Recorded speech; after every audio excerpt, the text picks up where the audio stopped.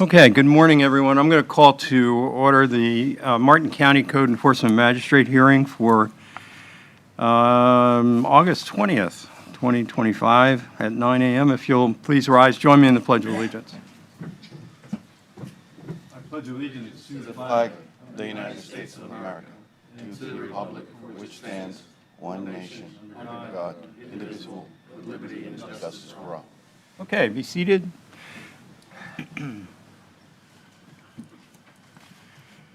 All right, pretty chunky docket we have this morning. We're just going to go take the folks who are here first so that you all don't have to wait. And the first case I'm going to call is the Friedman and Hanner case. It's ENG 2025-040039. That's a violation case, and all right, Mr. Marcos, you're going to testify if you raise your right hand. Do you swear or affirm the testimony you're about to give will be the truth, the whole truth, and nothing but the truth? So help you God. I do. Okay. And whenever you're ready.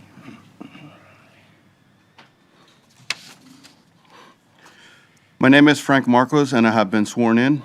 I'm an engineering compliance analyst for Martin County. The respondent, Jeffrey Friedman and Michelle Nancy Hanner, are not present. This case concerns the property at 4700 Southwest Cherokee Street, Palm City, Florida 34990. This case was not generated from an anonymous complaint. According to the official records of the property appraiser of Martin County, the property owner is Jeffrey Friedman and Michelle Nancy Hanner. A copy of the property appraiser's records of ownership is County's Exhibit 1. Okay. On April 23rd, 2025, I inspected the property at 4700 Southwest Cherokee Street, and at the time I observed the ditch on the Cherokee Street side being filled with dirt, several piles of fill brought onto the property, and the installation of a paver culvert driveway without a permit. On April 24, 2025, a courtesy letter was mailed to Jeffrey Friedman and Michelle Nancy Hanner. A copy of the letter is marked as County's Exhibit 2.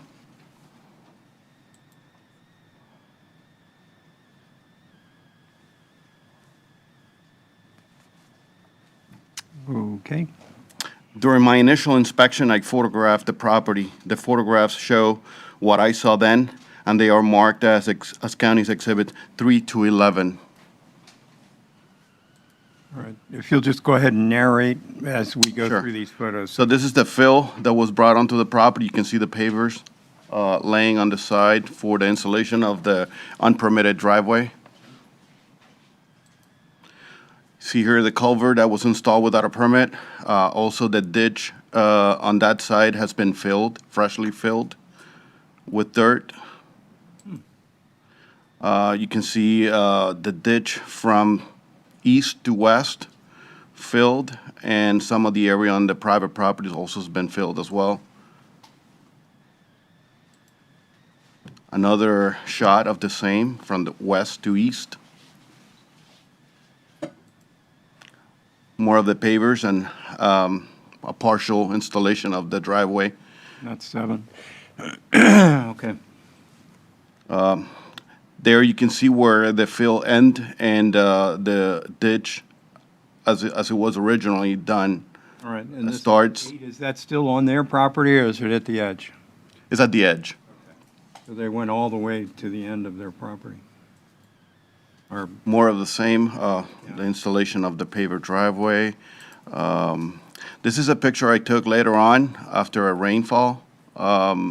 Shows the water not draining accordingly. that's 10. And then 11 is the same, another shot from west to east, showing the same thing.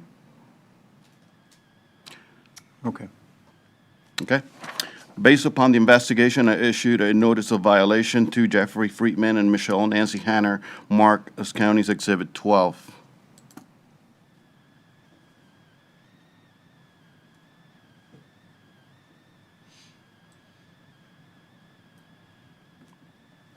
In the notice, I cited the following Martin County Code violation, general ordinances, Martin County Code, Section 4.343, application for an excavation and fill permit. In the notice of violation, the respondent was given 15 days to apply for an excavation and fill permit and was informed of the need to contact Martin County Engineering Division upon doing so. On May 23rd, 2025, I checked and no permit had been filed. Since compliance was not achieved on June 9, 2025, a notice of hearing was issued and sent via certified mail and is marked as County's Exhibit 13.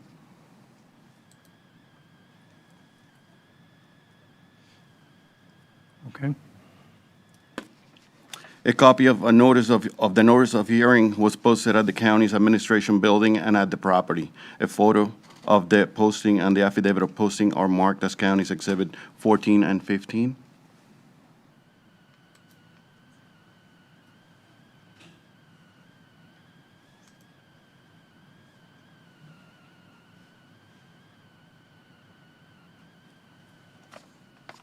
Okay, and in 15, that building is on that property, right? It's at the property, within the property. Okay. The return receipt was received on June 10th, 2025 as unclaimed and is marked as County's Exhibit 16.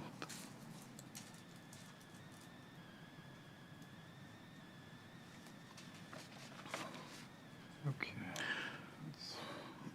No call or letter from the property owner was received within the time allowed. On August 19th, 2025, I checked and I saw that the cited violations had not been corrected and no permit had been applied for or issued, and this is marked as Exhibit 17 and 18.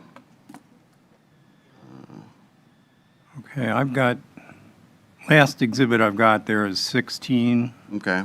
Tell me about 17. Well, I just went to the property, took pictures of the same site that you saw before, and it has not been corrected, or a permit has not been filed. I don't have any records of a permit being filed. All right, let me just ask, anybody here on behalf of Mr. Friedman or Ms. Hanner? Looking out, seeing no one, will you just show those photos to the county attorney and then let me look at them, okay? Okay. And we can add them. That would. That one, sorry. Mr. Poprowski. I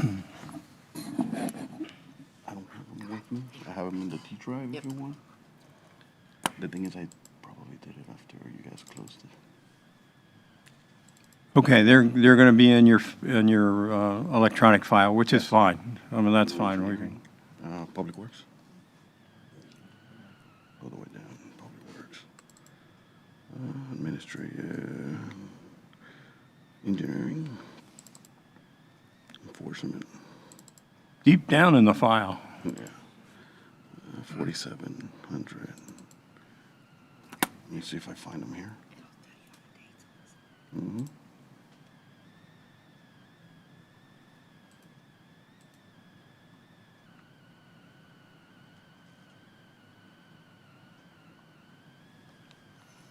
I don't have a copy on the T drive. I have one on the local drive I can provide to you. I have it all in my office. It may not be necessary. Your testimony is that you went back out there on what date? Yesterday. Okay, so you were out on the 19th, and what did you observe? I observed the ditch still the same conditions. It was filled, and the driveway was still there. Unfilled was still on the property, spreaded. So, but no permit had been filed. Okay, so let's just stick with 1 through 16, okay? Go ahead, you can Okay. finish up. I requested that all the county's exhibits be received into evidence.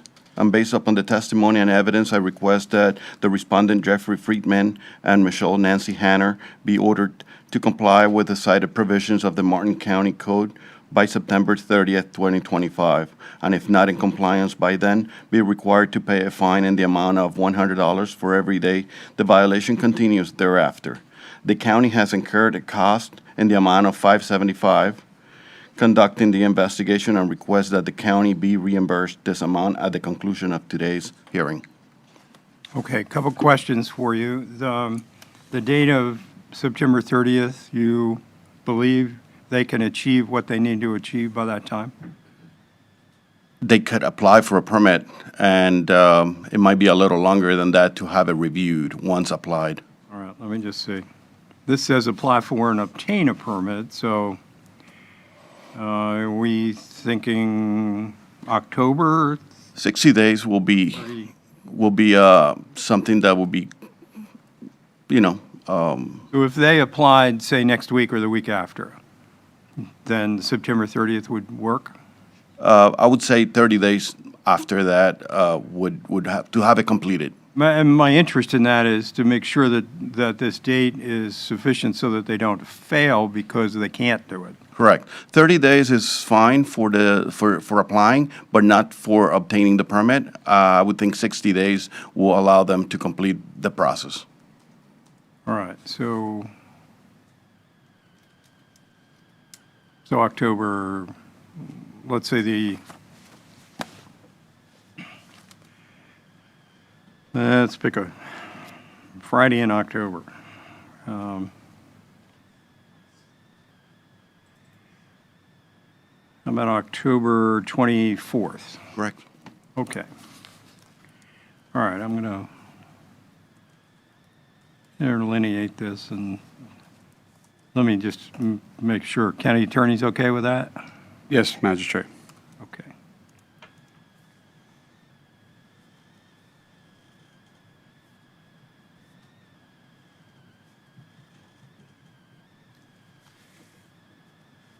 All right, so still no one here on behalf of Mr. Friedman or Ms. Hanner.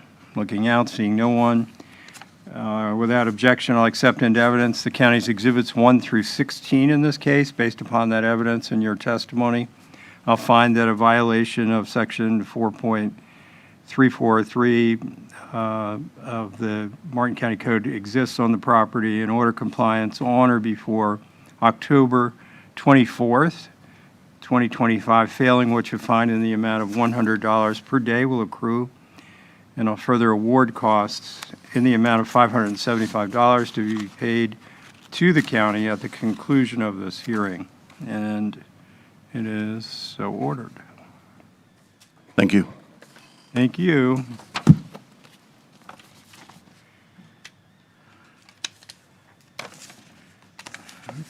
Okay. All right. The number 2 case is the Rao case. And Ms. Switzer, you're going to testify. Anybody here on behalf of Frederick Rao or Joanne Rao? Okay. All right. Very good. Ms. Switzer, if you raise your right hand, do you swear or affirm the testimony about to give will be the truth, the whole truth, and nothing but the truth, so help you God? I do. Okay. Let's see what we've got. This is case ENF 2024-100833. Frederick and Joanne Rao, R-A-U.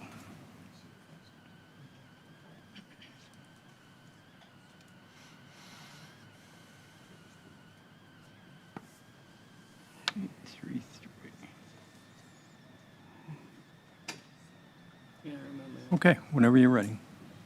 My name is Kelly Switzer, and I've been sworn in. I'm a code compliance investigator for Martin County. The respondents, Frederick J. Rao and Joanne Rao. Frederick J. Rao is present. This case concerns the property at 7774 Southeast Bay Cedar Circle, Hobe Sound, Florida, 33455. This case was not generated from an anonymous complaint. According to the official records of the property appraiser of Martin County, the property owners are Frederick J. Rao and Joanne Rao. A copy of the property appraiser's record of ownership is County's Exhibit 1. On October 22nd, 2024, Michael Joseph, a code compliance investigator for Martin County, conducted an inspection following Hurricane Milton and found a property with a damaged roof. At the time, he photographed the property. The photograph accurately shows what he saw then and is marked as Exhibits 2 and 3. Damaged roof, tarp on it, and that's just another angle of the roof from the side of the house. Based upon the investigation, Michael Shanahan issued a notice of violation to Frederick J. Rao and Joanne Rao on January 29, 2025. The notice of violation is marked as County's Exhibit 4. In the notice, he cited the following Martin County Code violation, Section 21.115, Roofs and Drainage General Ordinances, Martin County Code. In the notice of violation, the respondent was given until February 27, 2025 to correct the violation and was informed of the need to contact Martin County Code Enforcement upon doing so. Compliance was not achieved, and notice of hearing was issued by certified mail on June 20th, 2025, and is marked as County's Exhibit 5. At the time of posting for the July hearing, I also took photos of the property. The photo from my July 2nd, 2025 visit showing the roof is still damaged is marked as County's Exhibit 6. At that time, the owner also asked for an extension to work out issues with his insurance company. Therefore, an amended notice of hearing was issued by certified mail on July 15, 2025. The amended notice to appear is marked as County's Exhibit 7. The return receipt was not received. Therefore, on July 31st, 2025, I posted the property and at the Martin County Administrative Building. The postings and the affidavit of posting is marked as County's Exhibit 8 and 9. So 8 is my posting, or affidavit, and 9 is my posting. No call or letter from the property owner since July 2nd, 2025 was received. Therefore, on August 19th, I conducted a permit search. A screenshot of the permit search is County's Exhibit 10. And that's showing no roof permit in process. I also went to the property again on the August 19th, 2025, and saw that the cited violation had not been corrected. At the time I photographed the property, the photograph accurately shows what I saw then. It is Exhibit 11. And there's the roof damaged.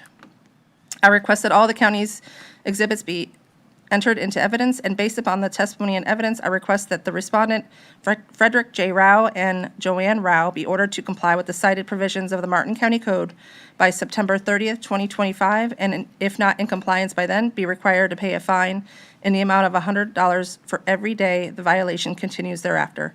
The county has incurred a cost in the amount of $575 conducting this investigation, and requests that the county be reimbursed this amount at the conclusion of today's hearing.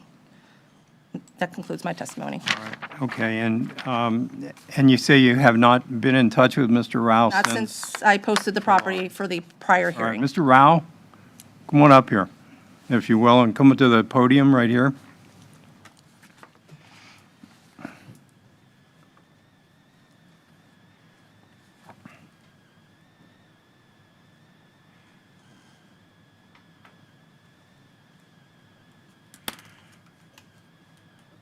Good morning, sir. If you'll raise your right hand. Morning. Do you swear or affirm the testimony you're about to give will be the truth, the whole truth, and nothing but the truth? So help you God. Yes, I do. Okay, and your full name, sir? Frederick J. Rao. Okay, and you live at the property that's been cited in the case, okay. What's the story? What do you have to tell me? I've been fighting with the mortgage company, insurance company, and they keep putting things off. They ask for all kinds of documents in order for them to send money to me to get work done. And they want permits. They want lists of materials and all. And finally, I got a roofing company that is going to give them all this, and they're still holding things up. Okay, how long have you been working with your insurance company? Ever since day one. Okay, and, It's a little over 9 months now. all right. Which insurance company is it?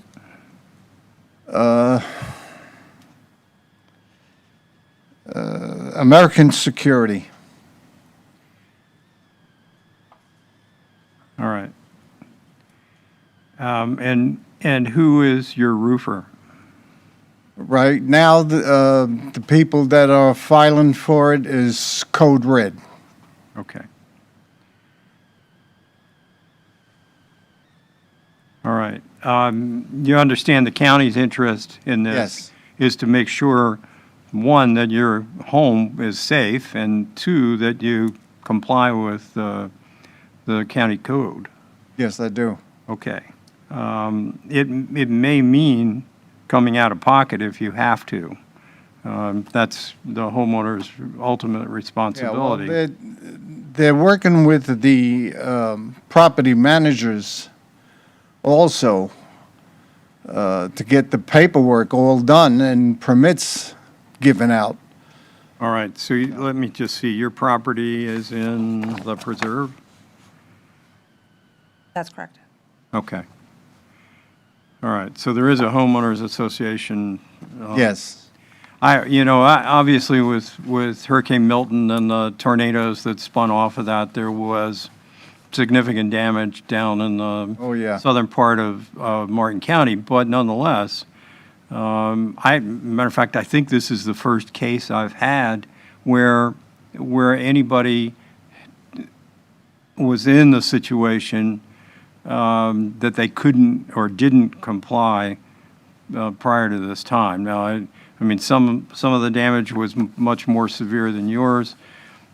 Some of those lots have been scraped and the houses and buildings gone, but nonetheless, you still have this responsibility. You understand that? Mm-hmm. Okay, all right. The county has asked for you to comply by the end of September, September 30th. and my inclination is to push that again another month or so, to Right. give you time, one, to either get the insurance company to agree to pay the roofer, or you to contract with the roofer directly and get the roof repaired or replaced. They had asked me to get the contractor, Code Red, to show them proof of insurance and a material list for them to get started. Yes, So we're just waiting for them to send us a check. okay. All right, so that's good. If that's the case, then you should be able to comply by the end of October. All right, I'm going to, you don't have any objection to the county's exhibits? 1 through 11, the exhibits that Ms. Switzer showed? No. Okay, so without objection, I'll accept those into evidence. And based upon that evidence and Ms. Switzer's testimony and Mr. Rao, your testimony, I'm going to find that a violation does exist on the property. The roof needs to be repaired or replaced. And that you need to achieve compliance, that is, do the work and get it completed by October 31st, 2025, failing which a fine in the amount of $100 per day will accrue. Actually, it's just to get an issued permit. Yeah, Your Honor, if we could do, Not to the order actually is not, complete the it's work. just to get a permit. And we would prefer to stay with the 30 days, being we're back into another hurricane season now. If another storm comes along with the roof in that condition, it's going to Okay. cause. So the county is asking for actually less. They're not asking for full compliance. They're only asking for you to get the permit, the building permit, Right. by September 30th. And hopefully they, according to the property manager, they were given all the paperwork for permits. Okay, so the property association, your homeowners association's not holding that up. No. Okay, so, Matter of fact, they're even helping me push. all right, well, I think you should be able to achieve this then by, okay, thank you. I understand now what you're asking for. It's different than what I was thinking about, and that would have been to actually complete the construction. And so I'm gonna change that then. I will follow what the county has requested, and that is to obtain a building permit by September 30th. And then thereafter, of course, you have to complete the work. Okay, all right. So based upon the evidence, I find that it is appropriate to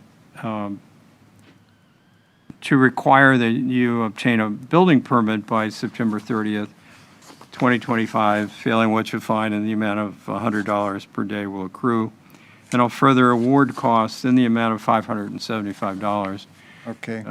to the county, and basically that covers all the costs of being here. All right, and that's to be paid basically upon entry of the order, so. All right, Mr. Rao, sorry for your trouble, but hope you get it done I'm hoping. pretty quickly.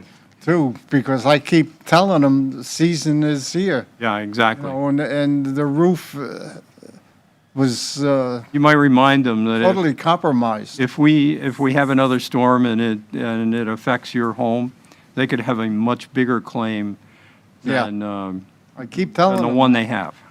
they don't want to listen. Yeah, well, good luck, sir. Okay, thank you. Thank you.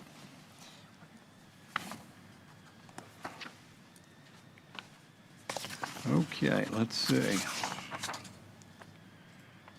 All right, next case is the Nunez case. And this is Daniel Nunez. Mr. Nunez, you here?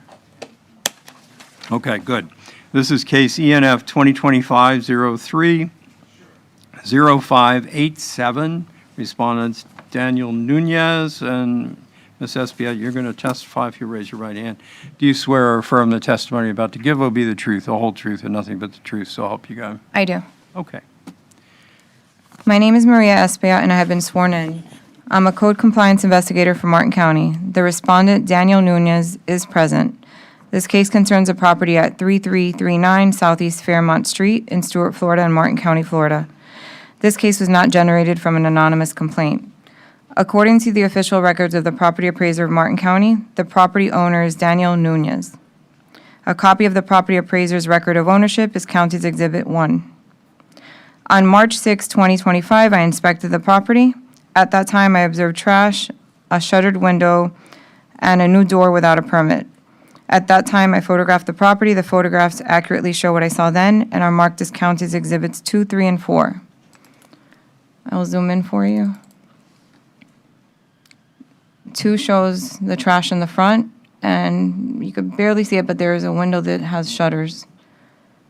3, I'm going to zoom in again. The door handle on Exhibit 3 is on the left.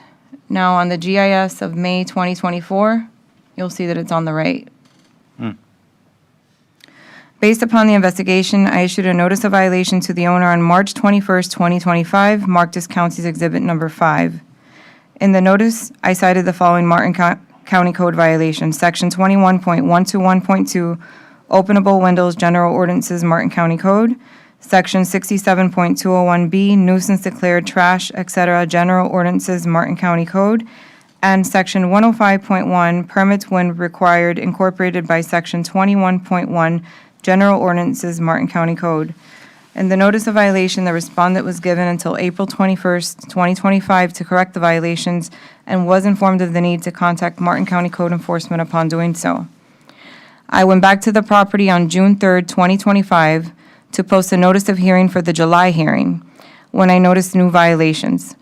The follow-up photos are marked as County's Exhibits 6, 7, and 8. 6 shows rotted siding.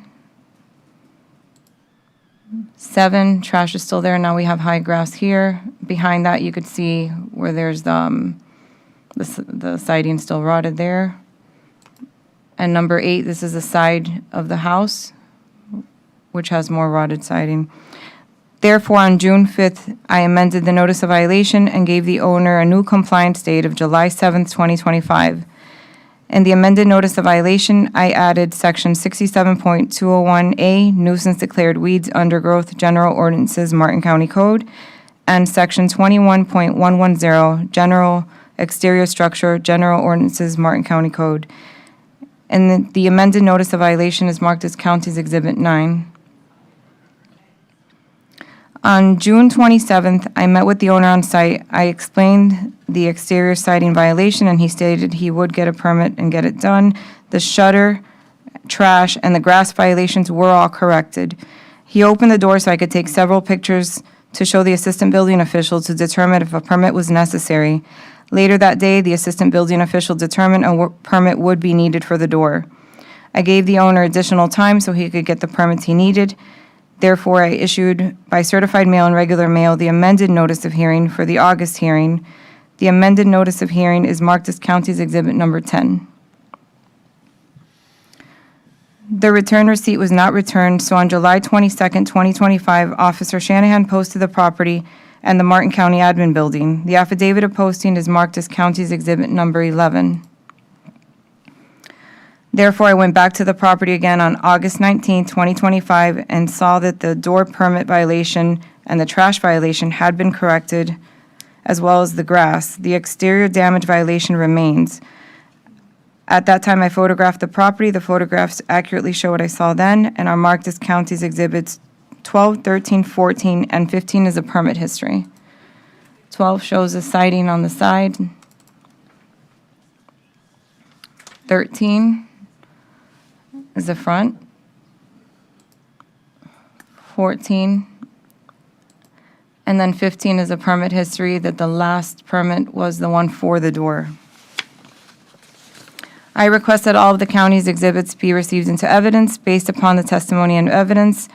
I request that the respondent, Daniel Nunez, be ordered to comply with the cited provisions of the Martin County Code by September 30th, 2025, and if not in compliance by then, be required to pay a fine in the amount of $100 per day for every day the violations continue thereafter. The county has incurred a cost in the amount of $575 conducting this investigation and requests that the county be reimbursed this amount at the conclusion of today's hearing.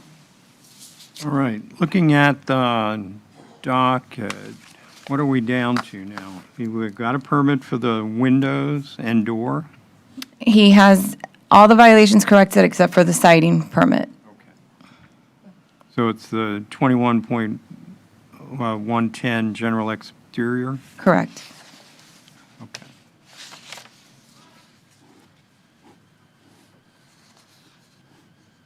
All right, Mr. Nunez, come on up to the podium. Wear a hat in here? No hat.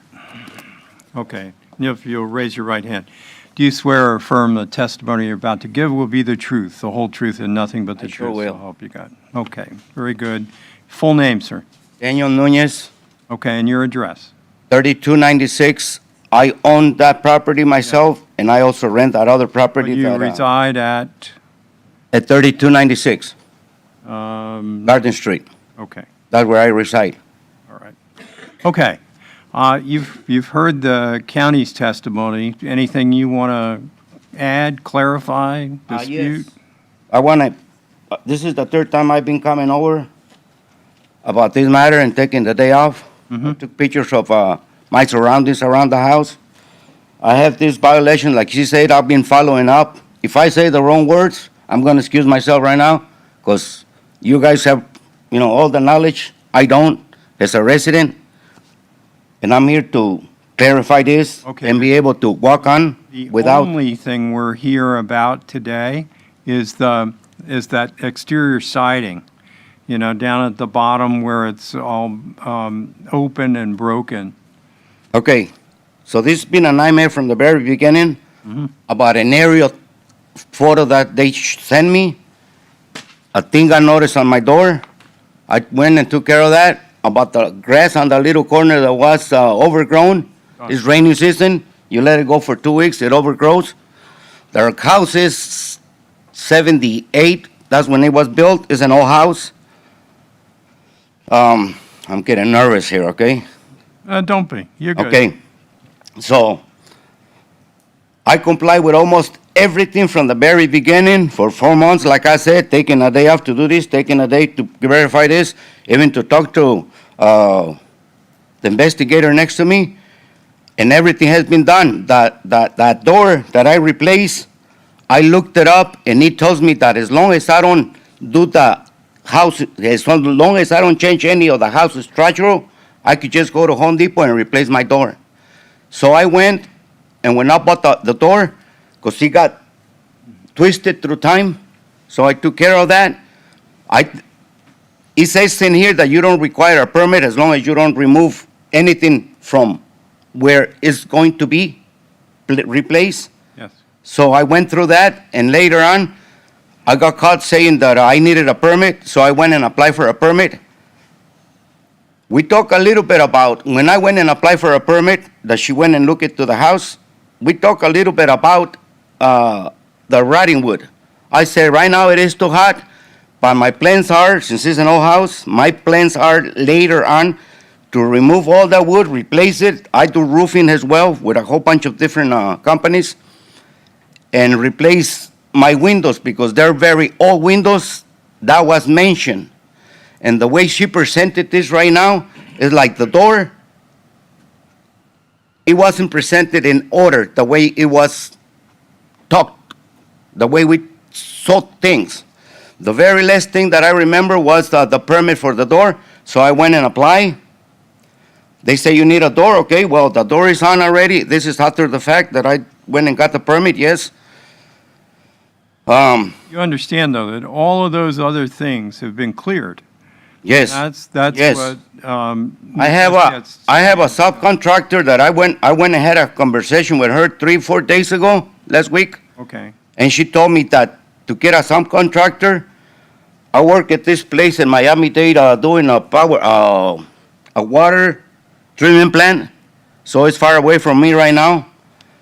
And in order to be here, I had to excuse myself out of the job over there, very strict company. 3 excuses and you're out of there. Very good job. I don't want to really lose it or something. And we talk about replacing the wood. And I said, okay, let me replace it. Let me replace it later on. I got a subcontractor here that I went and paid for the permit yesterday for the wood? for replacing the siding, The siding, okay. replacing the siding. And I won't like somebody to come into my house and investigate or come over and leave all these things in front of my yard and be able to investigate something else or look at something else. If you don't, We're down. if I go to your house, I'm not going to complain about things I don't like. I just walk on. Okay, but understand. Yes, I do. Down to the siding. That's all it is. So if you get the permit and get that taken care of, then I think we're good. I have pictures here of, if anybody would like to see them, I have pictures here of my surroundings, see how it is, and see, I don't live there, but my tenants do, see what they go through just about every day. Okay. Of seeing their backyard, my backyard looks good, my front yard looks good. That little debris that she was talking about, it is debris that one of the guys worked doing marble, and he had a couple of sheets in there. She told me to put them in the back. I had to get 2 more guys in order to help me carry it, because that thing is heavy. course. That's the type of work he does, so sometimes he has leftovers or pieces that he might use later on. So he went and set it next to the mango tree that is in front of my house. And I try not to have any debris or nothing in there that will.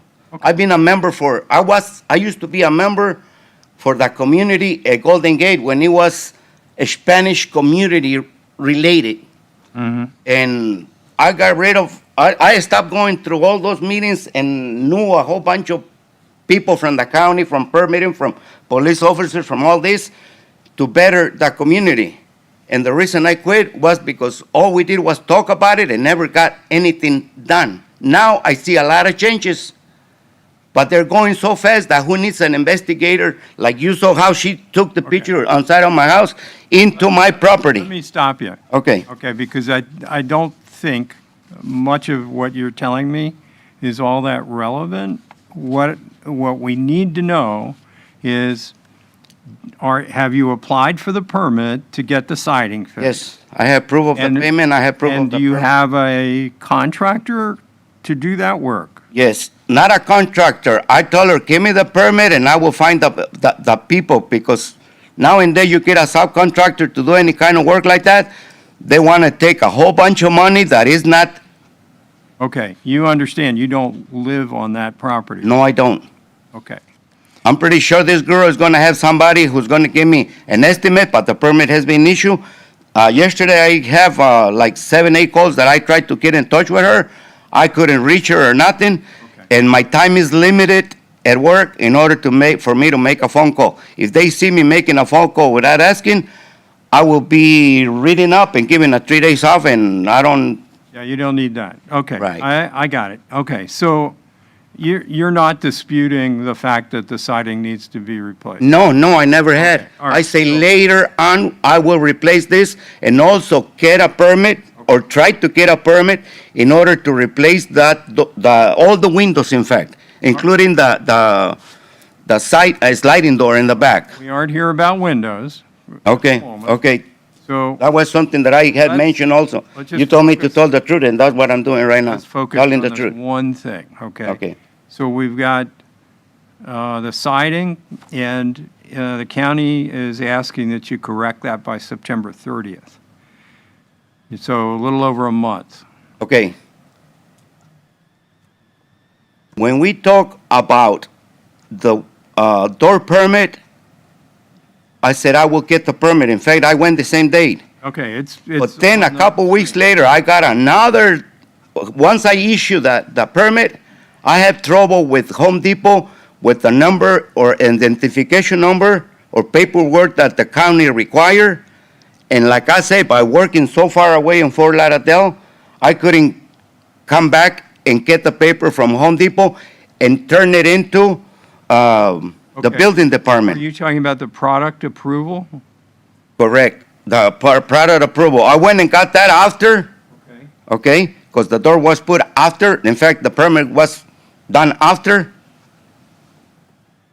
Well, look. For lack of knowledge, not knowing that I need a permit, I'm looking at a permit that was issued to you okay?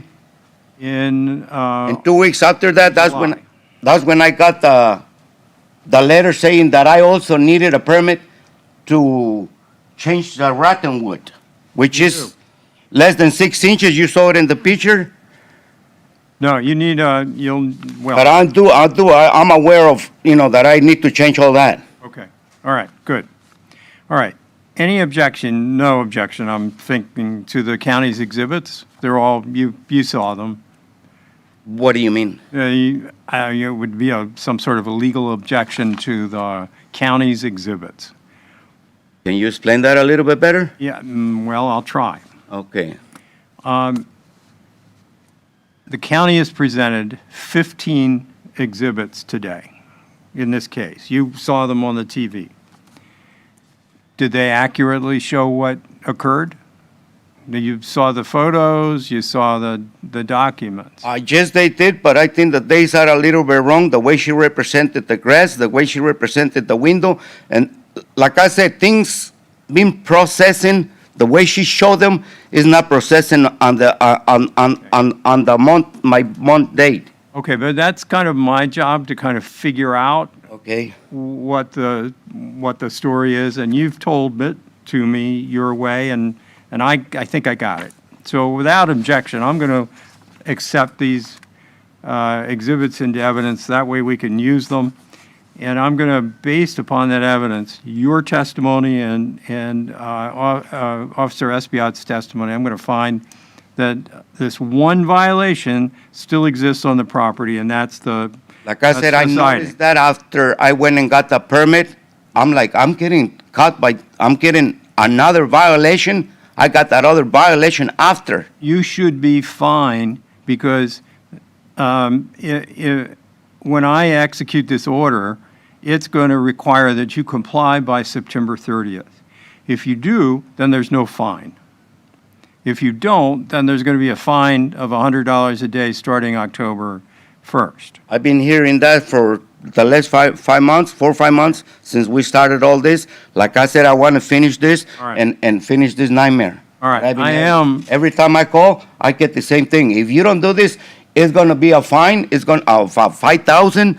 The court is going to cost me $600, and every day is going to be $100. So that's like, it put pressure on you. Okay, but understand, too. And I try to avoid being here right now. I'm already losing money by I- taking my time off and being here. All right, so we don't want you to lose any more money. I am going to charge $575 in costs to be paid to the county, so you have to do that as I was well. told that, and that's Yeah. that's what I was trying to avoid from the very beginning. Well- But by not having the proper paper, Stipulated to it. and the say- proper paper on hand, that, Mr. Your Honor, if I Nunez? can just break in a little bit here. Mr. Nunez had presented some photographs here. Yes. For exhibits. Mr. Nunez, are these photographs, other than two of them, are for other people's houses around you? yes. Okay, so That's something I'd that object to this as being irrelevant. Yeah, that will, I'm not good, I don't need to see it because, I come out and that's what I see on my neighbors. Okay, And I but- see my house, and you've shown those to the county, and I'm sure Ms. Espiat's familiar with that neighborhood, so she knows that there may be other violations. That's not relevant to this issue. I've executed this order, and so now, we'll get you a copy of this, but make sure you pay attention to it and get the permit, get the work done, and then you can go about your business and go down to Fort Lauderdale and make money. I thought I was straight on it, because I went and got the permit, and after the permit, I was told, Yeah, you still need to change that rotten wood. you do. And I did say, well, we only mentioned that. I wasn't told that I had to change it. That's the reason I haven't changed it, because I wasn't told. I got a letter after the permit for the door. But understand, you are going to have to do that. So, and that's what this order basically, I will take care of it in order to end this nightmare, because it's been a nightmare to me. perfect. And if I had to spend the money, I will spend it, but I think it's not fair for me to Okay, come in to court and pay that amount that was given for something that is so simple on a 70, 60-year-old house. I understand your feeling, but bear in mind, I've now ruled, and you're going to have to I will abide take by care of it. I will take All right, care of it, just so- like I have taken care of Go ahead everything else. and get your stuff, and off you go, and I'm going to move to the next case, okay? Thank you very much. All right, good luck to you. All right, the next case is the Decker case. It's John Allen Decker. Somebody here? Okay, very good. It's ENF 2025-030167. And Ms. Espat, you're going to testify again. Go ahead. And, sir, if you want to, if it's easier for you to come up a little, so just so you can look at the evidence up there. My name is Maria Espea, and I have been sworn in.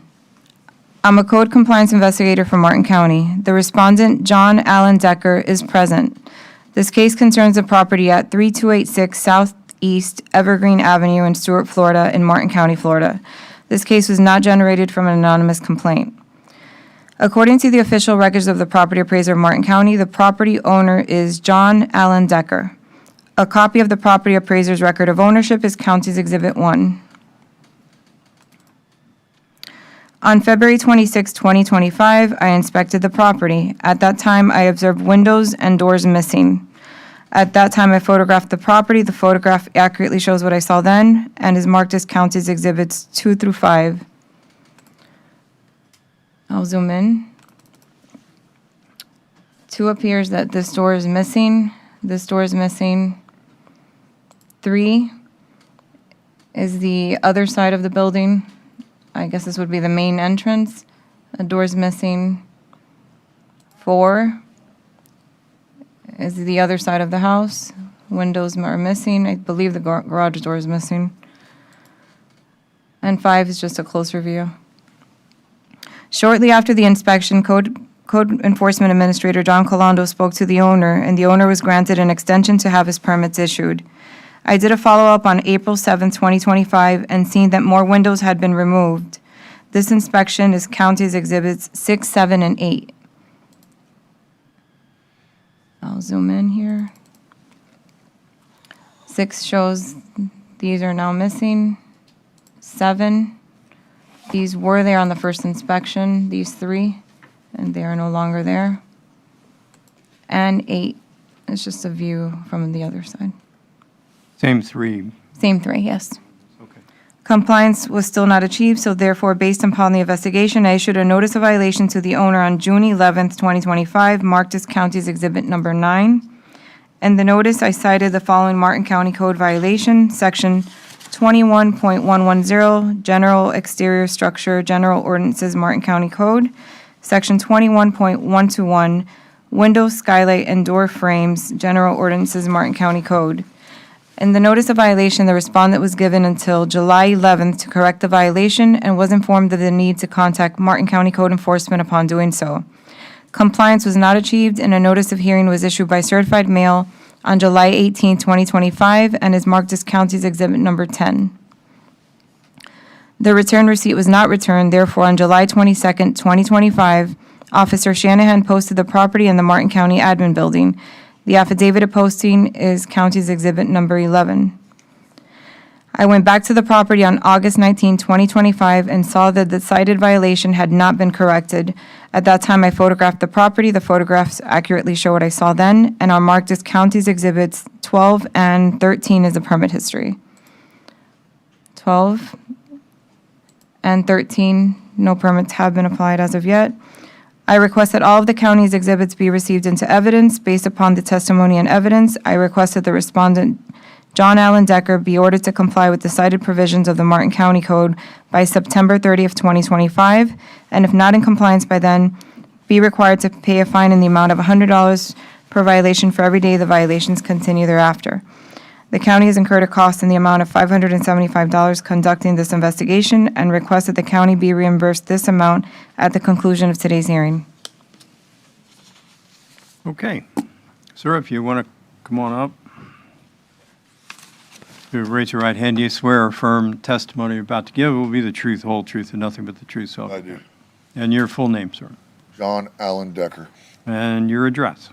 3256, it's 56, not 86. 3256 Southeast Evergreen Avenue, Stuart, Florida, 34997. All right, and is that where you reside, or is that? Yes, sir, I have, I had a demo permit. I'm doing a homeowner builder on it. So I'm behind all the time. So I reside in the back. I have a room, a room, working bathroom, all that in the back.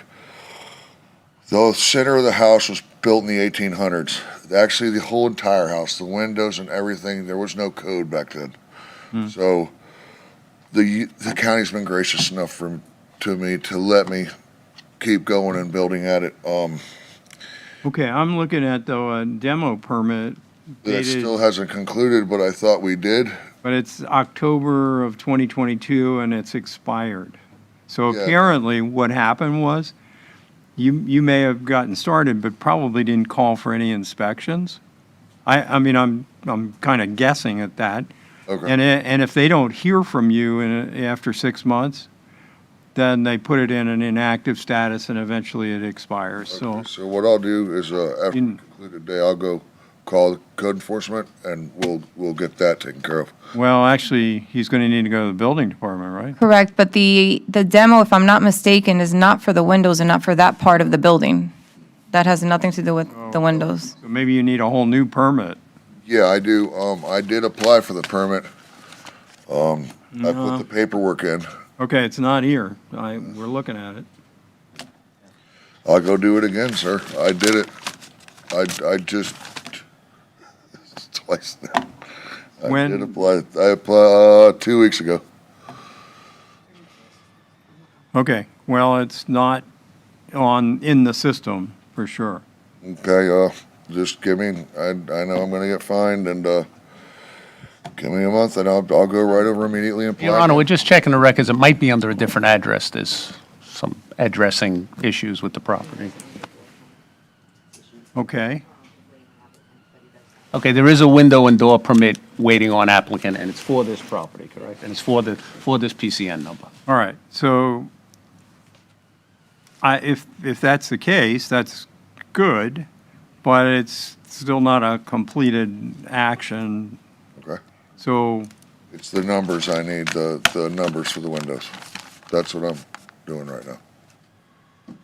all right. Is it your intent, you're going to replace those windows, sir. obviously? You can't weatherproof the building otherwise, so. Nope. No, it's all gotta be weatherproof when I do it. Okay. All right. Let me just look at the proposed order. Repair or replace damaged exterior of the structure. So you have to have windows and doors that are operable, and, Yes, sir. because that's part of the code. Replace all missing windows. Okay.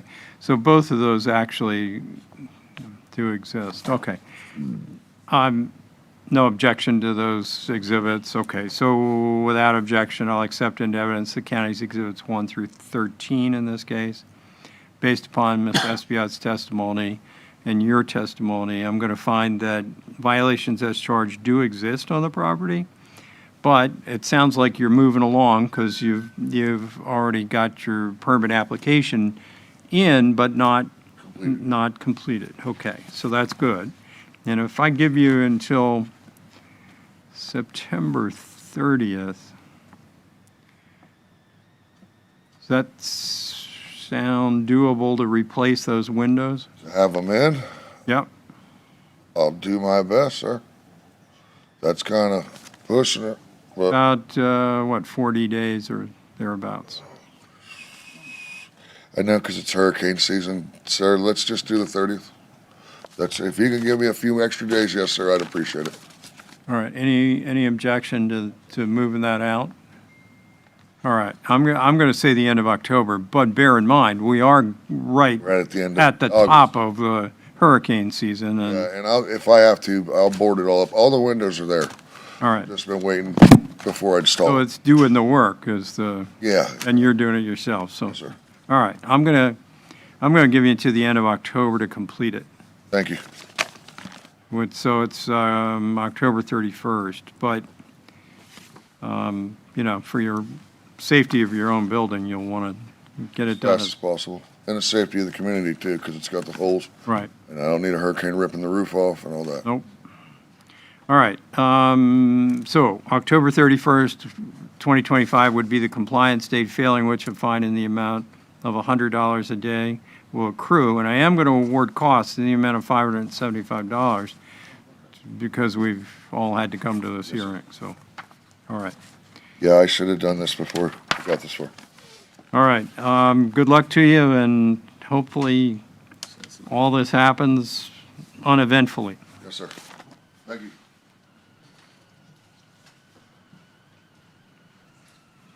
He just showed up.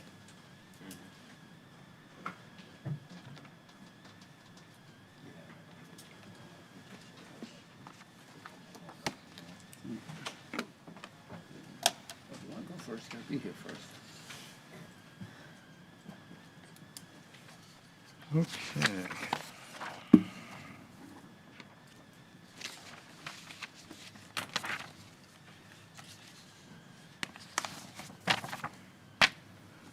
All right, let's see what we got.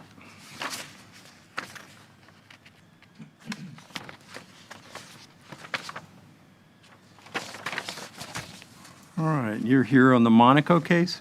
I am. All right, and, Jermaine Jackson. I'm appearing for Roxana on behalf of, Roxana Ross on behalf of the homeowner, David Monaco. all right, and I'm sorry, tell me your name again. Jermaine Jackson. Wayne Jackson. Jermaine. Jermaine, Yes, sir. thank you. All right, and, Mr. Jackson, are you an attorney? I am. Okay. And your client? David Monaco. Okay, great. All right, very good. All right, this is case ENF 2024-100787. The respondents are David and Valerie Monaco. And we'll note for the record that Mr. Jackson, Jermaine Jackson, has already made his appearance, so. And it is, whenever you're ready, Ms. Switzer. Thank you. My name is Kelly Switzer, and I've been sworn in. I'm a code compliance investigator for Martin County. The respondent, David A. Monaco and Valerie O. Monaco, are not present. However, a representative for the property owners is here. This case concerns the property at 7540 Southeast Bay Cedar Circle, Hobe Sound, Florida, 33455. This case was not generated from an anonymous complaint. According to the official records of the property appraiser of Martin County, the property owner is David A. Monaco and Valerie O. Monaco. A copy of the property appraiser's record of ownership is County's Exhibit 1. On October 23rd, 2024, I inspected the property during an assessment following Hurricane Milton. At the time of the inspection, I found a damaged roof and broken windows. At the time I photographed the property, the photograph accurately shows what I saw then and is marked as County's Exhibits 2 and 3. So there's some boarded windows here and the tarp on the roof. And then 3 is just another angle of the boarded windows.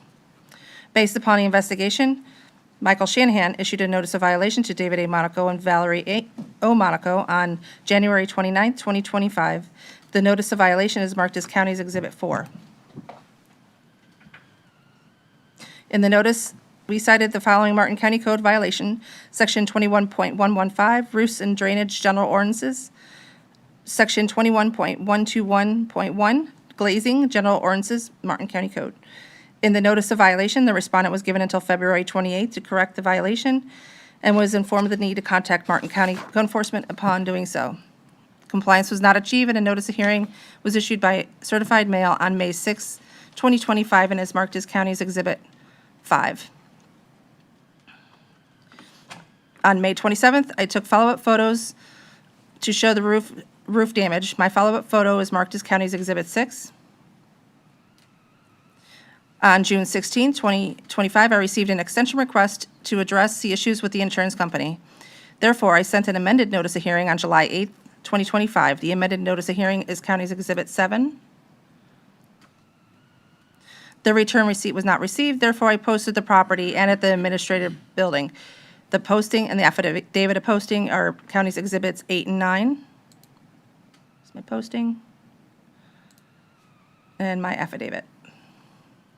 I went to the property again on August 19th, 2025, and saw the cited violations had not been corrected. Therefore, I photographed the property. I'm sorry, 10 is the permit status, excuse me. And then 11 is going to be my follow-up photo from the 19th, yesterday, showing the roof still damaged. All right, and I'm sorry, go back to Exhibit 10. The Sure. permit status Yes, I mean, shows no No open permits for the the, roof. the windows have been issued, but there's nothing for the roof. I'm sorry, I got a little off track. August 19th, to show that the approved window permit is now issued and no longer in violation. However, there is no roof permit on file. The screenshot of the permit history is 10. So I request that all of the county's exhibits be received into evidence, and based upon the testimony and evidence, I request that the respondents, David A. Monaco and Valerie O. Monaco, be ordered to comply with the cited provisions of the Martin County Code by September 30th, 2025, and if not in compliance by then, be required to pay a fine in the amount of $100 for every day the violation continues thereafter. The county has incurred a cost of an amount of $575 conducting this investigation, and requests that the counties be reimbursed at this amount at the conclusion of today's hearing. This concludes my testimony. Okay. Mr. Jackson, welcome. Any objection to Exhibits 1 through 11? No objection to the. All right, so without objection, they'll be accepted into evidence. And Mr. Jackson, what have you got for us? It appears that, as she said, the compliance with the windows has already been taken care of. The roof still needs to be repaired. It appears that everything has been submitted to the homeowners association, and the homeowner is waiting on approval from the association for the roofer, so that they can move forward with the repairs. So at this point, we're just requesting. I know she's indicated compliance by September 30th. We're requesting until October 30th, if that is appropriate. Okay. Any objection on the part of the county? No, Your Honor. All right. Okay. I'm based upon your representation and testimony and evidence. I'm going to find that violation as charged does exist on the property, and I'm going to order compliance on or before, I'm going to say October 31st. Okay. And failing which, a fine in the amount of $100 per day will accrue. and I'll further award costs in the amount of $575 to be paid to the county at the conclusion of this hearing. And let me just dig that one out. Let's see, Monaco.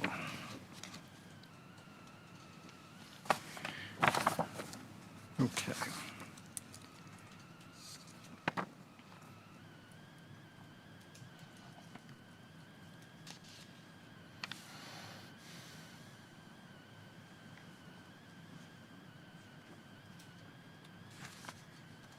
All right.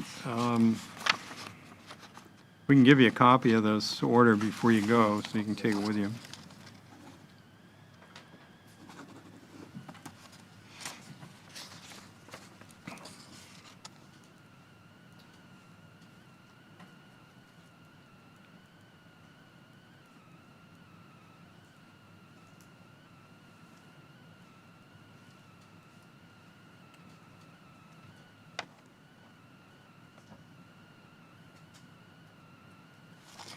Okay, very good. Thank you. Thank you. Thank you. All right. 6 is the Jacob Community Center LLC. Anybody here on their behalf? Okay. If you want to come up a little further, you can watch on that monitor, maybe easier for you. All right. Okay, and let's see, Ms. Carrasco, you're going to testify. You raise your right hand. Do you swear or affirm testimony you're about to give will be the truth, the whole truth, and nothing but the truth? So help you God. I do. All right, whenever you're ready. My name is Deborah Carrasco, and I have been sworn in. I'm a code compliance investigator for Martin County. The respondent, Jacob Community Center LLC, is present. The case concerns the property at 6155 Southwest Layton Farm Avenue, Palm City, Florida, in Martin County, Florida. This case was not generated from anonymous complaint. According to the official records of the property appraiser, Martin County, the property owner is Jacob Community Center LLC. A copy of the property appraiser's record of ownership is County's Exhibit 1.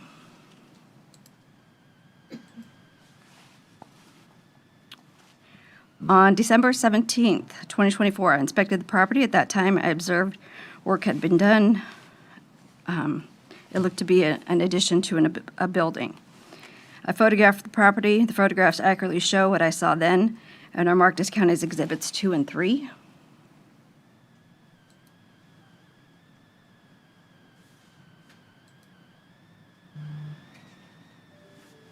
The following day, I put a door tag up and took more photos, which are Exhibits 4 and 5. Okay. Posting. If you can see, it goes all the way to this sign there, which will come to play later. All right, the new wood Yes. is what you're Yes. saying has been, Yep. From placed on the where building. the sign is all the way out. okay, got it. Yep, that is correct. I did a reinspect on 1/27 of 25, and it is marked Exhibit 6, just showing that it's still there, and it looks like they finished it at that point. I had noticed there was an application for a permit, and that is my Exhibit 7 of permit history, which up until, I believe yesterday, it was still awaiting plans. And then on 6/30 of 25, I took another photo because I was told that the structure was going to be removed, and that photo is marked as County's Exhibit 8. So it was still there. Based on the investigation, I issued a notice of violation to Jacob Community Center on July 22nd, 2025, marked as County's Exhibit 9. In the notice, I cited the following Martin Code violations: Section 105.1, permits when required by Section 21. General Ordinances, Martin County Code.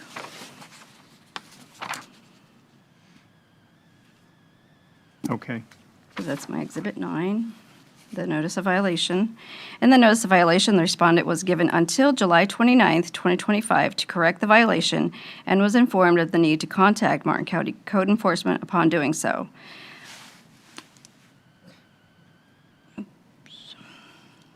Due to the fact that the case has gone on for so long and compliance had not been achieved, the notice of hearing was issued by certified mail also on July 22nd, 2025, and is marked as County's Exhibit 10.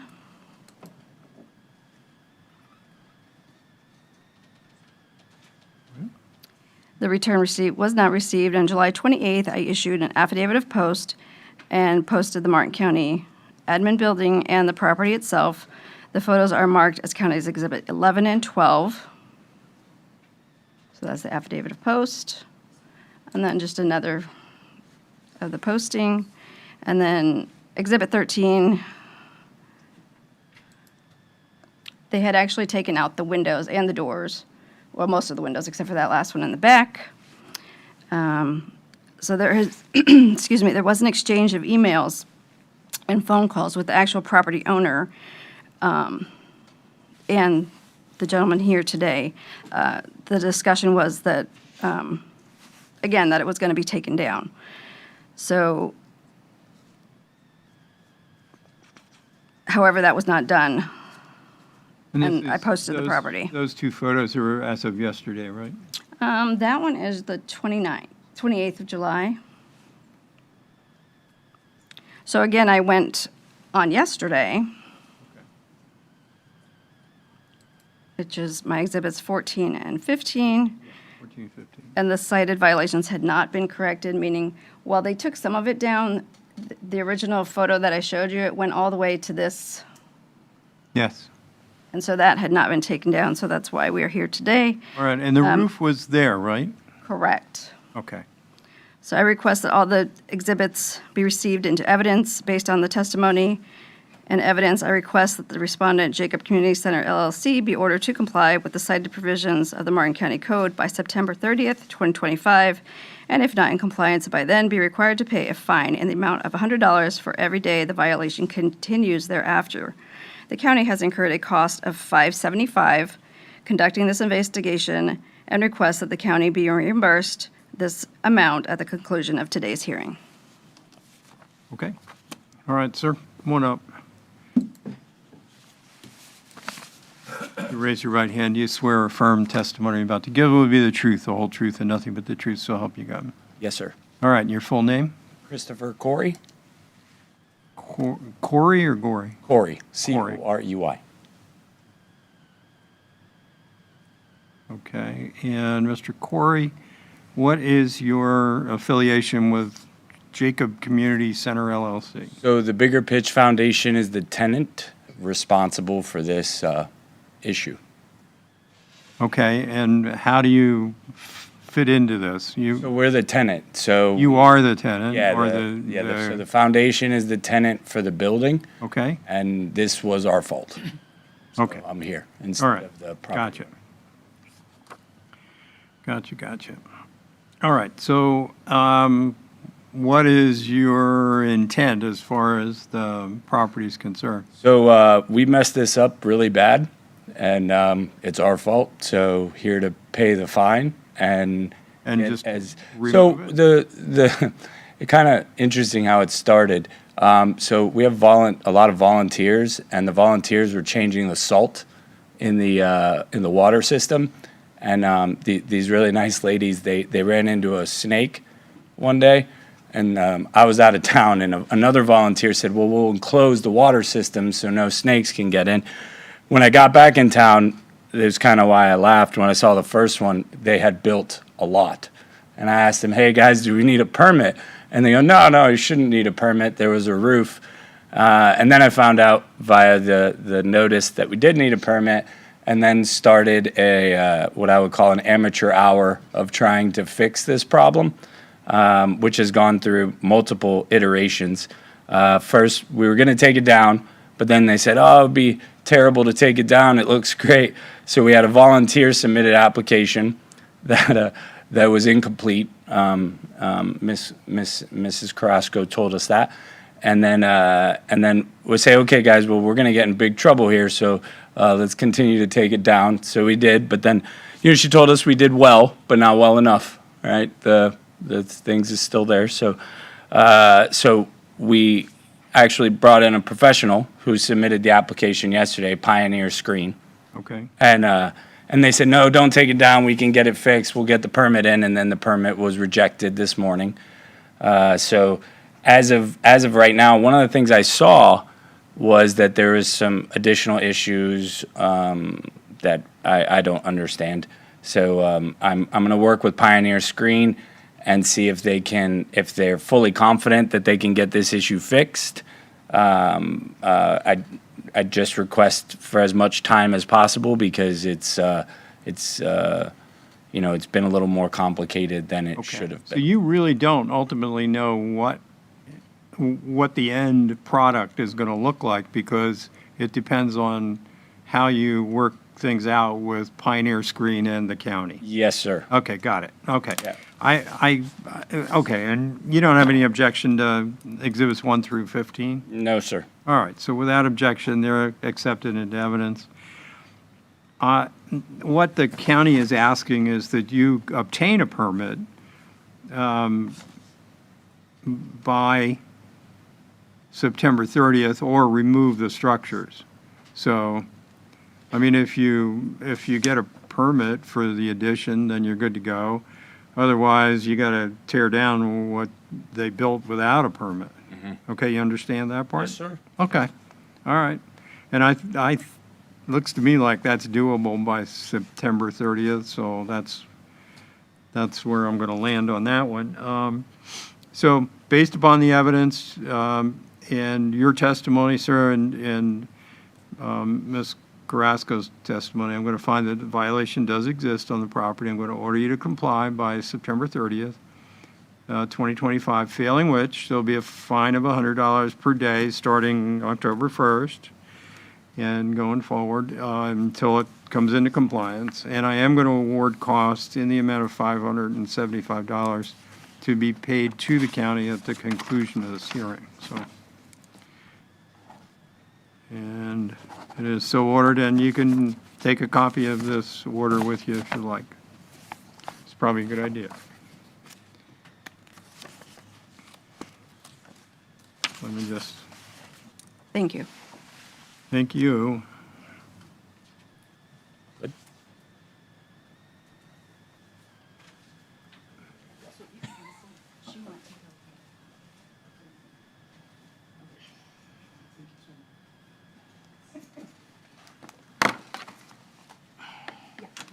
Mr. Corey, don't get away until you get a copy of this, okay?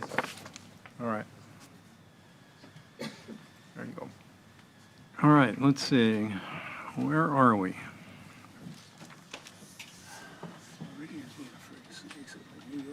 Looks like we've got the Hayes case. Yes. All right, this is case number ENF 2024-100789. Thomas and Donna Hayes. Anybody here on behalf of Mr. and Mrs. Hayes or? Nope, looking out, not seeing anyone. Okay, whenever you're ready, Ms. Switzer, you've already been sworn in. My name is Kelly Switzer, and I have been sworn in. I'm a code compliance investigator for Martin County. The respondent, Thomas F. Hayes and Donna J. Hayes, are not present. This case concerns a property at 7546 Southeast Bay Cedar Circle in Hobe Sound, Florida, 33455. This case was not generated from an anonymous complaint. According to the official records of the property appraiser of Martin County, the property owner is Thomas F. Hayes and Donna J. Hayes. A copy of the property appraiser's record of ownership is County's Exhibit 1. On October 23rd, 2024, we conducted damage assessments from Hurricane Milton. At the time, I observed a damaged roof on the property. At the time I photographed the property, the photograph accurately shows what I saw then and is marked as County's Exhibits 2 and 3. So this is the front of the house. That's the side of the house. Okay, this is Milton Roof Day, isn't it? Looks like it. Based upon the investigation, Michael Shanahan, Code Compliance Investigator for Martin County, issued a notice of violation to Thomas F. Hayes and Donna J. Hayes on February 29th, 2025. The notice of violation is marked as County's Exhibit 4. In the notice, he cited the following Martin County Code violations: Section 21.115, roofs and drainage, general ordinances, Martin County Code. In the notice of violation, the respondent was given until February 28th, 2025 to correct the violation and was informed the need to contact Martin County Code Enforcement upon doing so. Compliance was not achieved, and a notice of hearing was issued by certified mail on June 20th, 2025, and is marked as County's Exhibit 5. The owner requested more time to work out issues with his insurance company and contractor. Therefore, on July 9th, 2025, I sent an amended notice of hearing. The amended notice of hearing is marked as County's Exhibit 6. The return receipt was not received. Therefore, I hand-delivered the notice. The affidavit of hand delivery is marked as County Exhibit 7. At the time of hand delivery, the property owner stated he would work on getting his permit issued, or getting a permit for the roof. Therefore, on August 19, 2025, I conducted a permit search. The screenshot of the permit status is marked as County's Exhibit 8. And that's showing those no open or even applied for permits for the roof. On August 19th, 2025, I also went to the property to see if the cited violations were corrected. The photograph accurately shows what I saw then and is marked as Exhibit 9. And that's the front of the house with the tarp still on it. I request that all of the county's exhibits be received into evidence, and at this time, we are in contact with the owner and are requesting a continuance to the September 17th, 2025 hearing date, as the owner is working with a new contractor to get a permit for the roof. And this concludes my testimony. All right.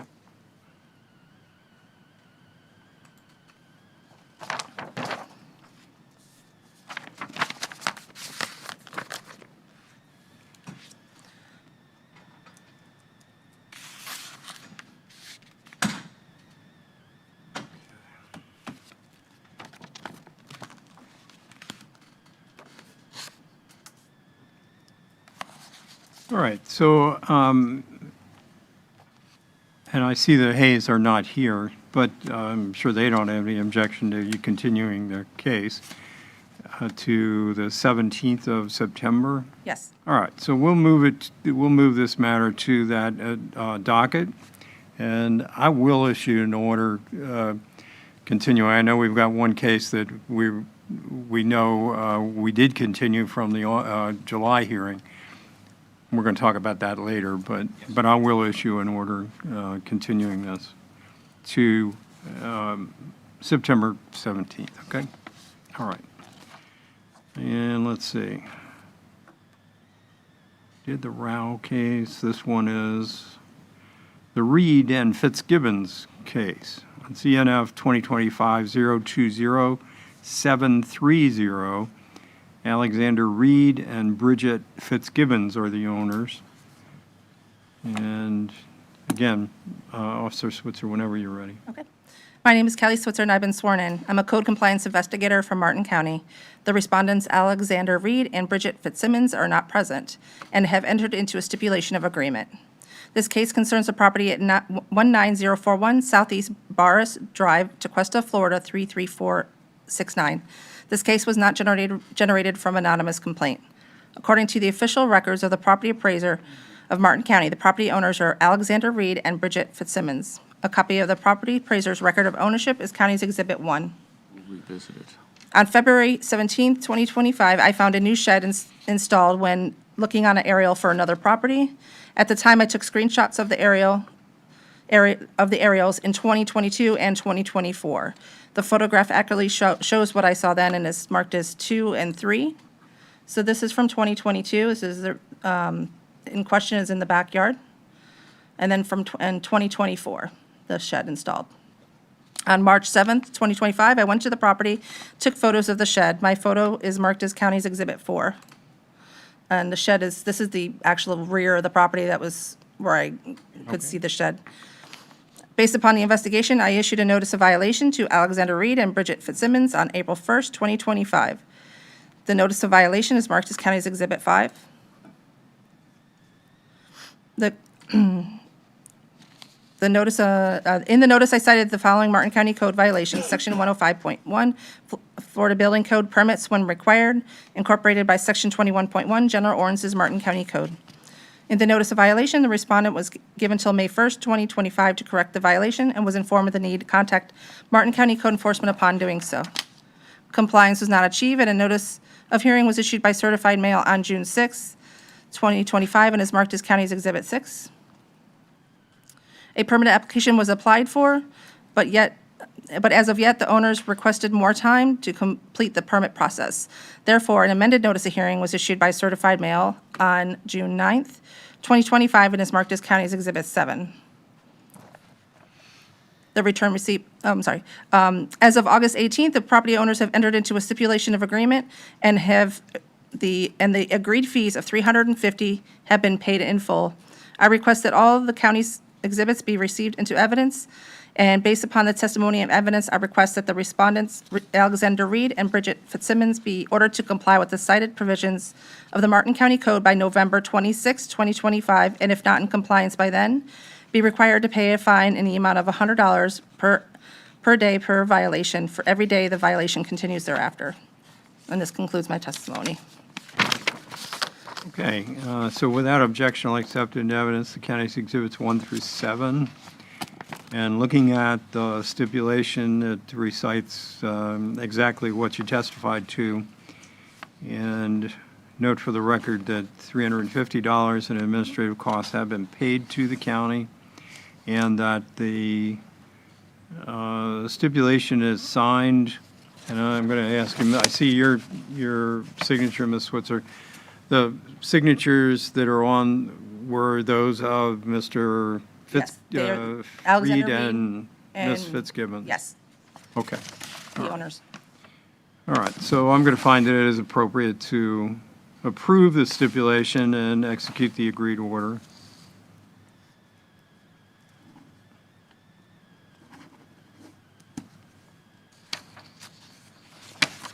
Okay, that's good.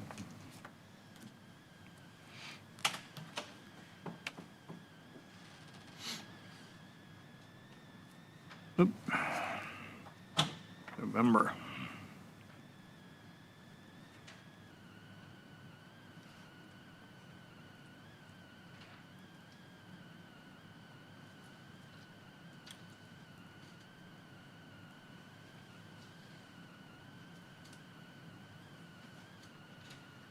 Okay, great. Let's see. Next, also your case, the Thompson case. Yes. And this is case number ENF 2025-030-461. And the respondents are Harris and Amanda Thompson.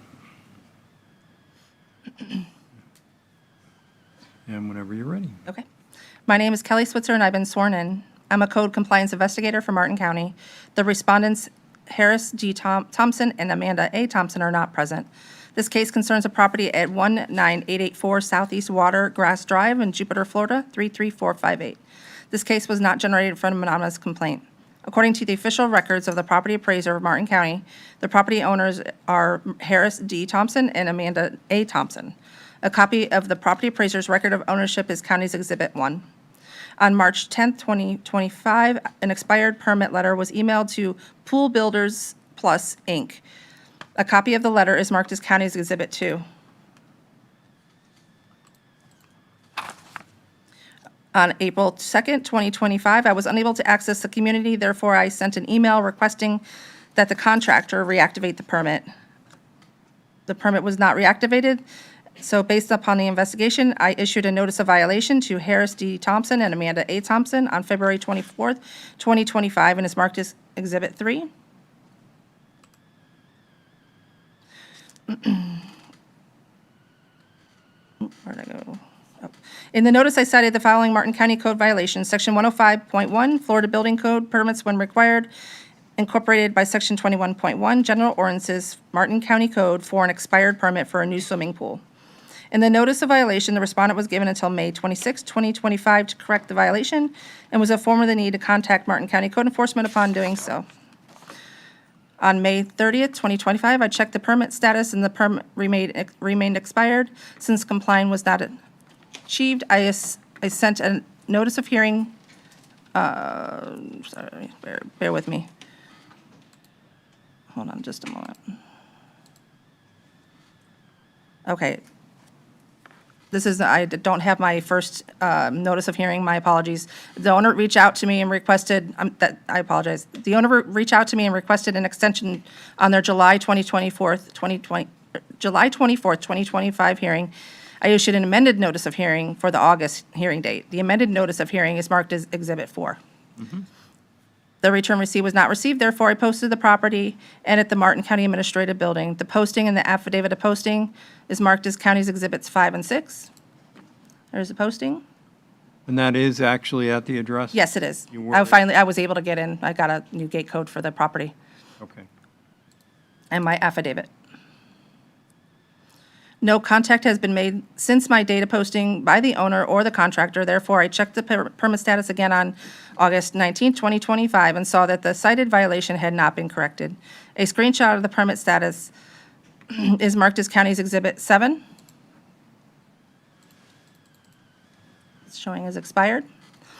And number 8 is a screenshot of the pending and completed inspections with the final inspections still pending. I request that all of the county's exhibits be received into evidence. And based upon the testimony and evidence, I request that the respondents, Harris D. Thompson and Amanda A. Thompson, be ordered to comply with the cited provisions of the Martin County Code by September 30th, 2025, and if not in compliance by then, be required to pay a fine in the amount of $100 for every day the violation continues thereafter. The county has incurred a cost in the amount of $575 conducting this investigation and requests that the county be reimbursed this amount at the end of the conclusion of today's hearing. This concludes my testimony.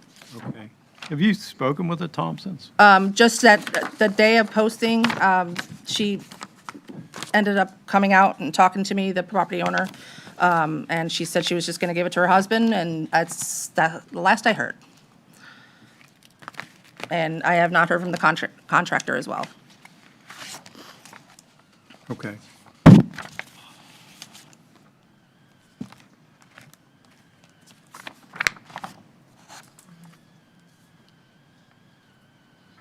All right, it looks like from Exhibit 8 that pretty much it's completed. Yep. There was a condition on our permit that was preventing the final from taking place, and that condition still exists, so they're unable to schedule the final.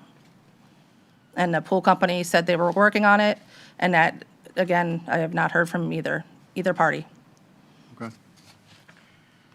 All right, and looking out, nobody here on behalf of Harris or Amanda Thompson? Seeing no one, without objection, I'll accept into evidence the county's exhibits 1 through 8 in this case. Based upon that evidence and your testimony, I'm going to find that a violation as charged does exist on the property in order compliance on or before September 30th, 2025, failing which a fine in the amount of $100 per day will accrue, and I'll further award costs in the amount of $575 to be paid to the county at the conclusion of this hearing. And it is awarded.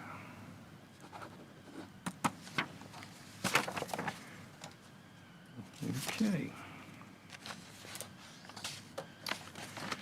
All right, next one is the Campbell case. It's case ENF 2025-060-085, James E. Campbell and Rhonda Campbell. And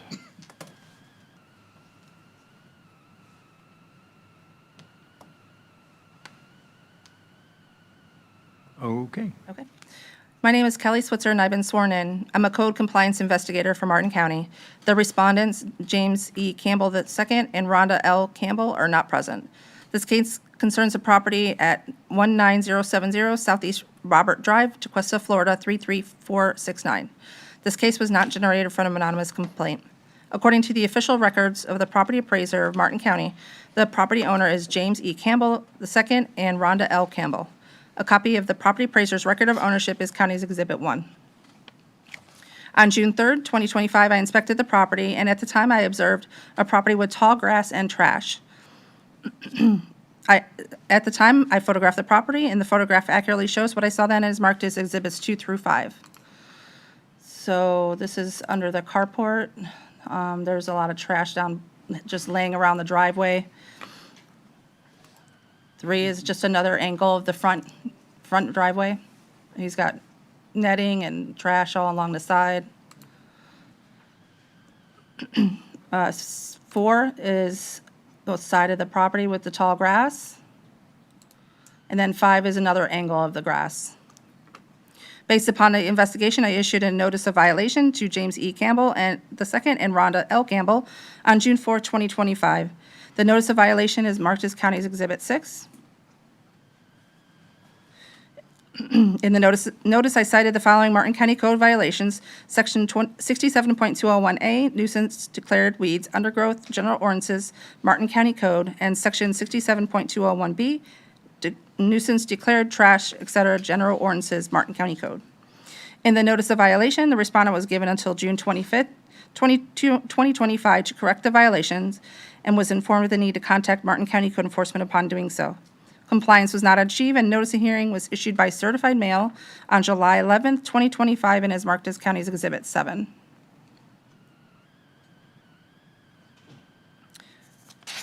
The return receipt was not received, therefore I posted the property and at the Martin County Administrative Building. My posting and affidavit of posting are marked as Exhibits 8 and 9. So there's my posting and my affidavit of posting.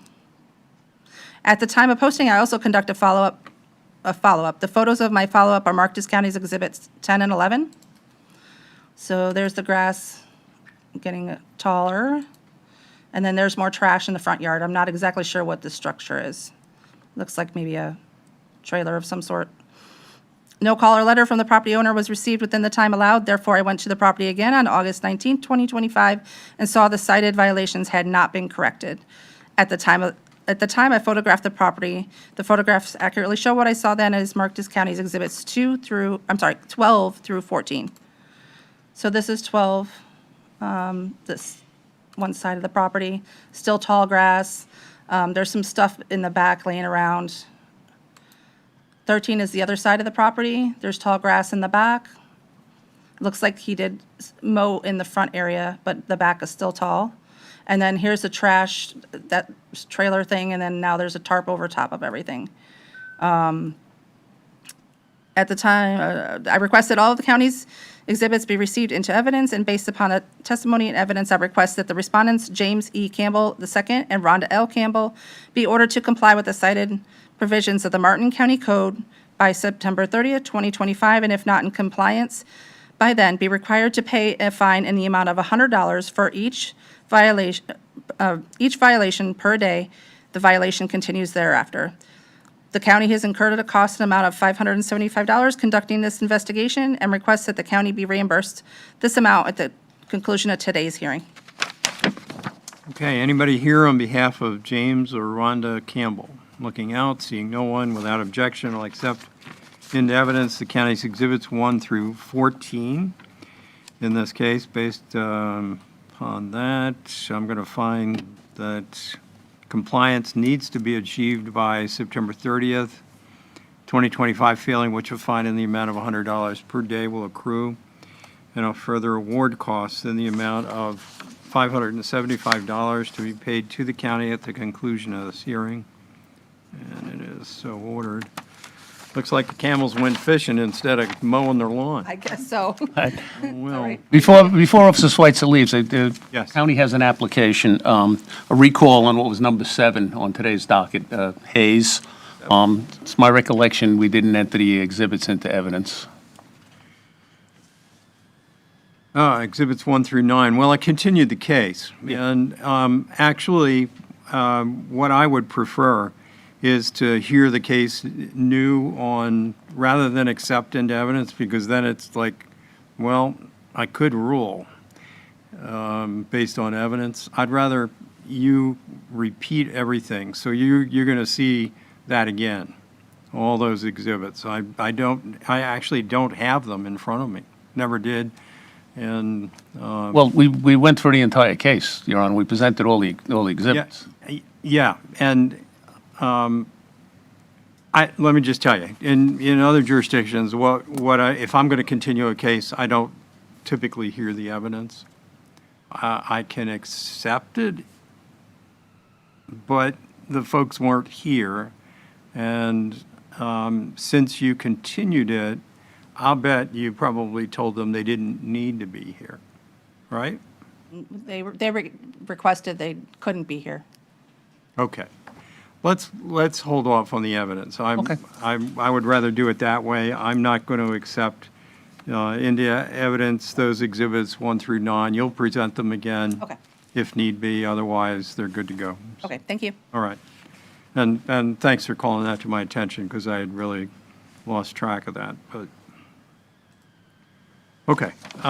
Let's see, where we go. Next is the Ristov case.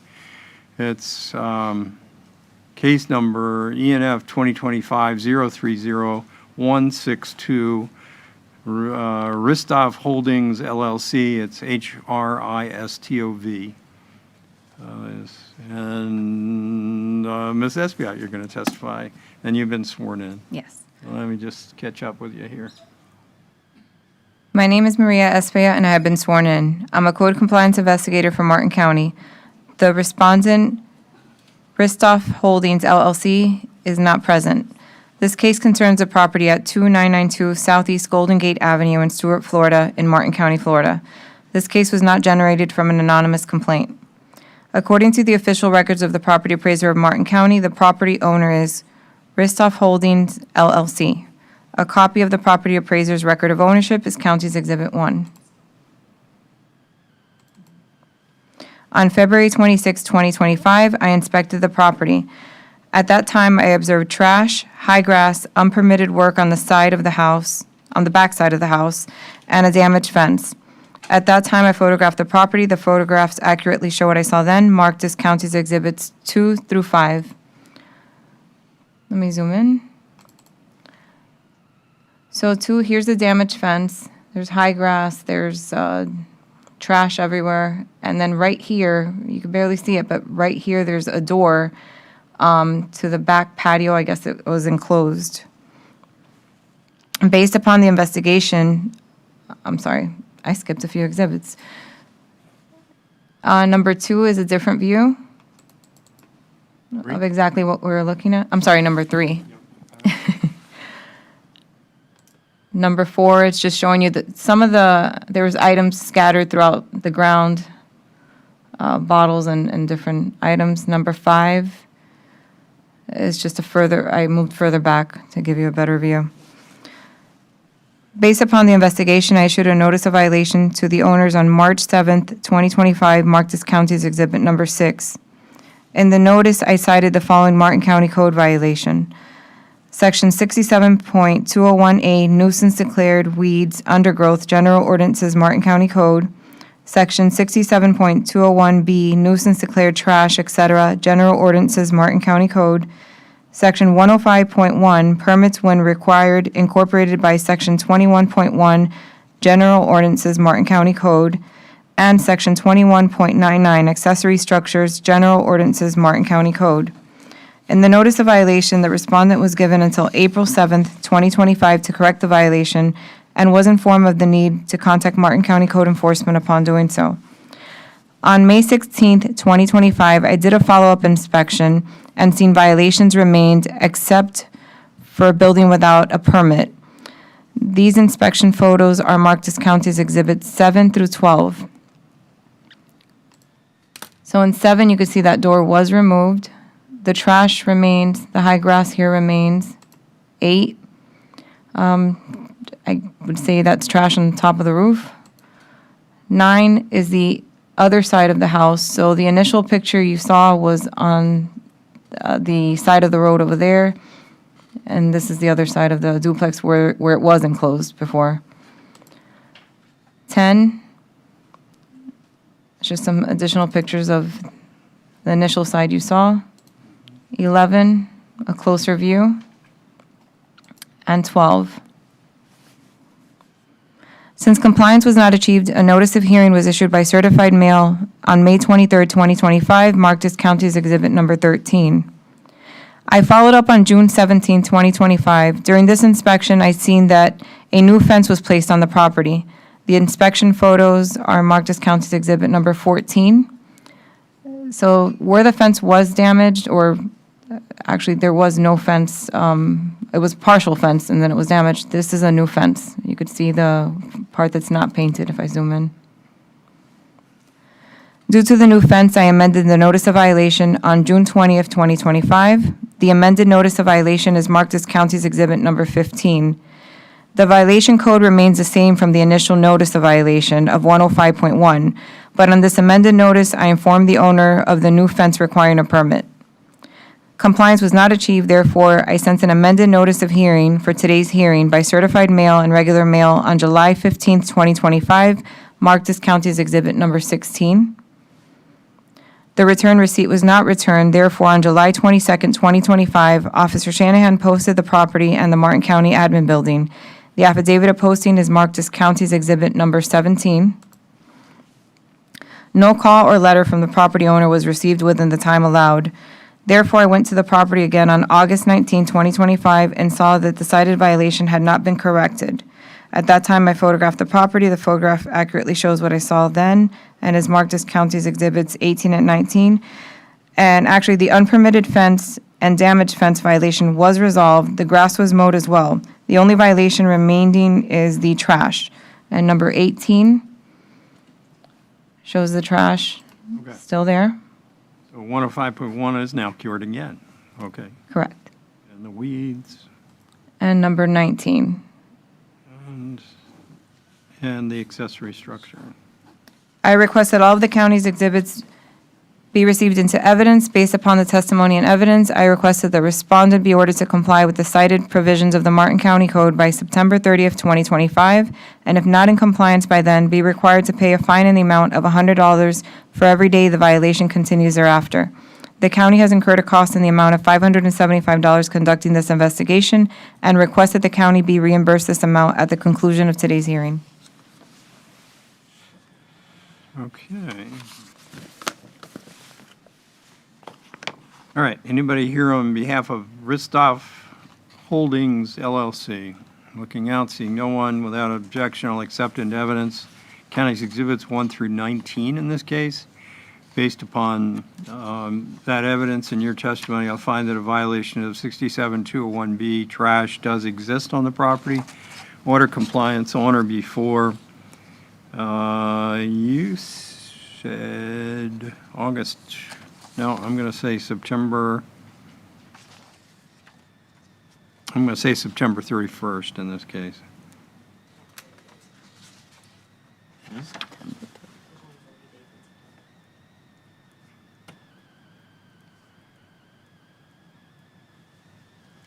We're on a, September only has 30 days. 30th. 30th. I knew that. I can read the calendar. Thank you. I don't remember the song either, but I do remember September 30th, the end of our glorious fiscal year. Okay. And I am awarding cost in the amount of $575 in addition to the fine and the fine is $100 per day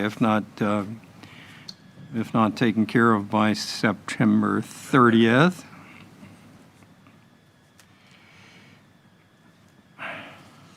Okay.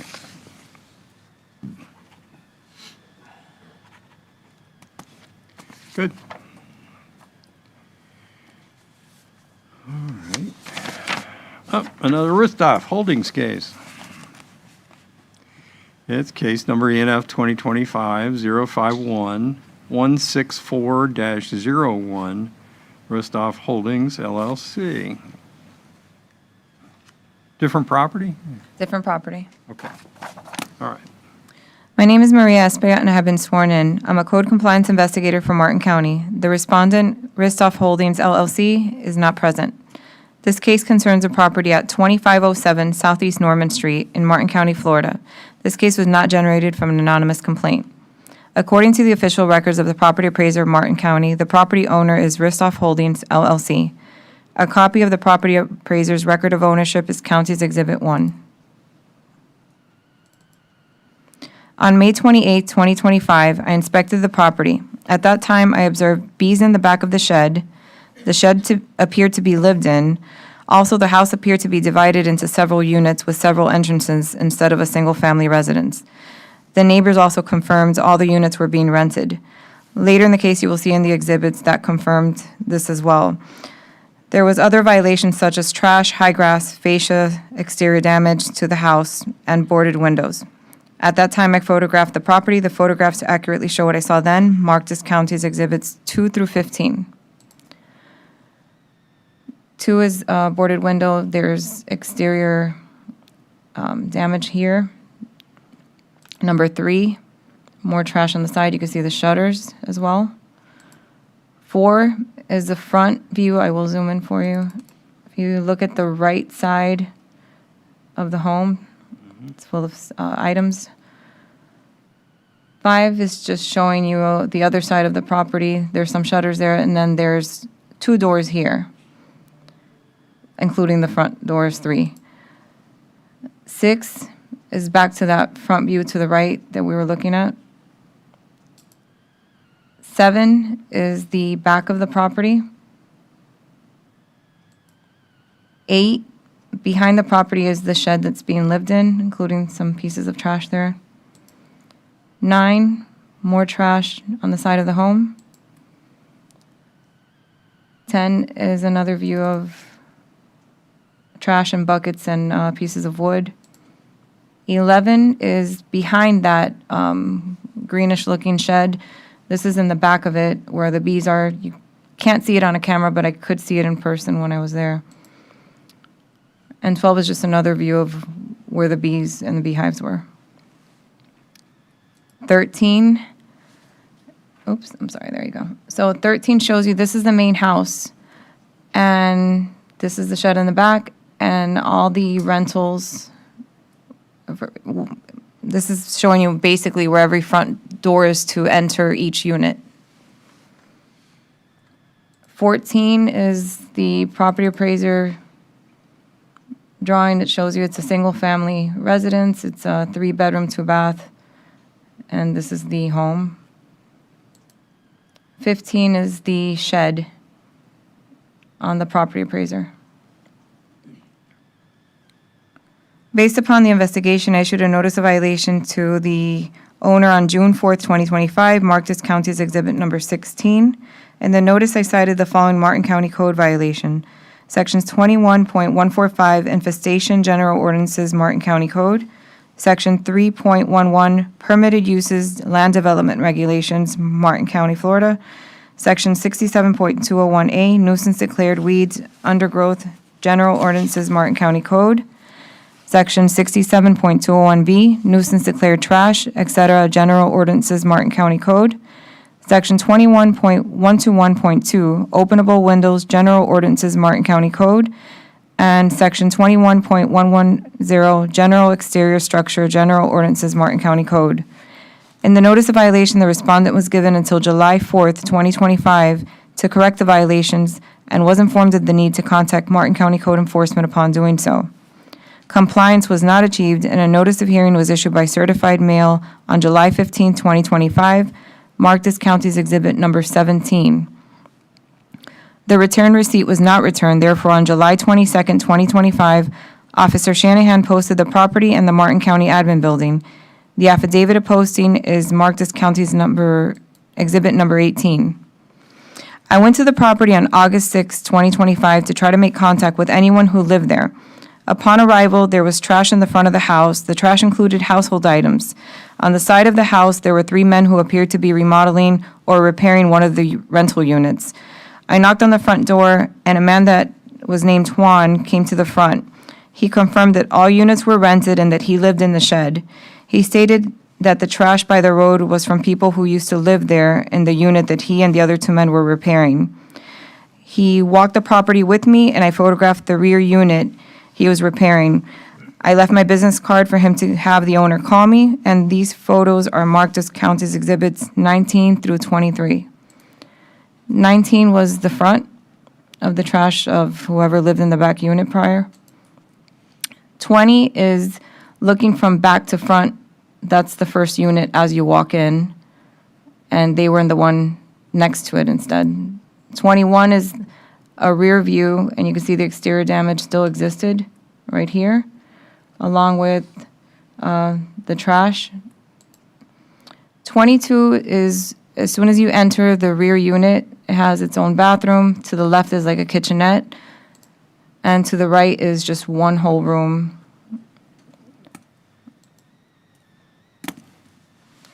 No call or letter from the property owner was received within the time allowed. Therefore, I went back to the property again on August 19, 2025, and saw that the cited violations had not been corrected.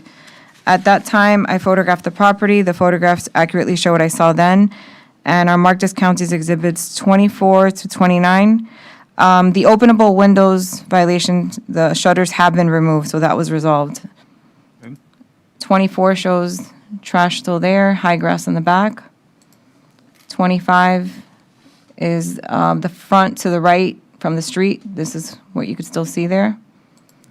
26 is just another view of the property. 27 is high grass. This is the unit that's being lived in, and more trash here. 28 is just a side view, and you can see there's trash here of the back of the shed. And 29, exterior damage still exists, and there's trash on the ground. I request that all of the county's exhibits be received into evidence. Based upon the testimony and evidence, I request that the respondent be ordered to comply with the cited provisions of the Martin County Code by September 30th, 2025, and if not in compliance by then, be required to pay a fine in the amount of $100 per violation for every day the violation continues thereafter. The county has incurred in a cost in the amount of $575 conducting this investigation, and request that the county be reimbursed this amount at the conclusion of today's hearing. Okay, anybody here on behalf of Ristov Holdings LLC? Seeing no one. Without objection, I'll accept into evidence the county's exhibits 1 through 29 in this case. Based upon that evidence and your testimony, I'm going to find that violations as charged do exist on the property and order compliance on or before September 30th, 2025. Note that the only violation that's being cured is the openable window. Correct. And so that leaves us with 1, 2, 3, 4, 5 violations. Yep, 5 violations. Okay, so, if not in compliance, I'm going to find a fine in the amount of $100 per violation per day. Will accrue and further award costs in the amount of $575 to be paid to the county at the conclusion of this hearing. Thank you. Thank you. Thank you. Okay.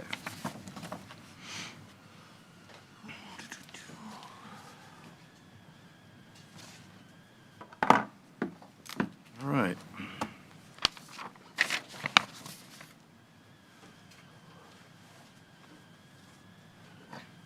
All right, Officer Joseph, Penta case. Okay, this is case number ENF 2024-100-520.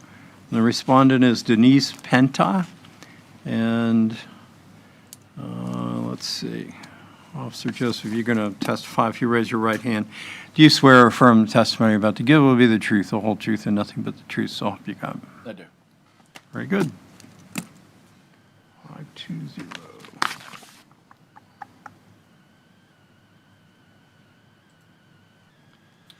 My name is Michael Joseph, and I have been sworn in. I am a code compliance investigator for Martin County.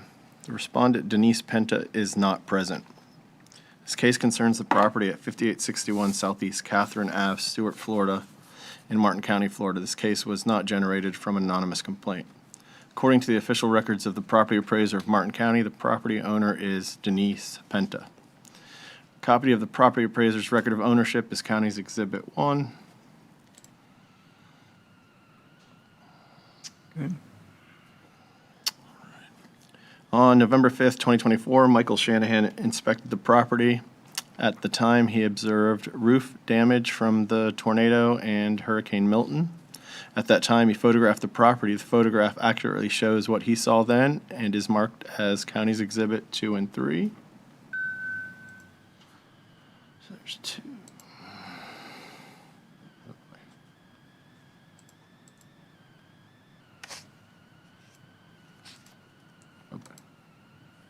Anyways, and there is 3. Got the roof damage there. Based upon the investigation, he issued a notice of violation to Denise Penta on January 30th, 2025, marked as County's Exhibit 4.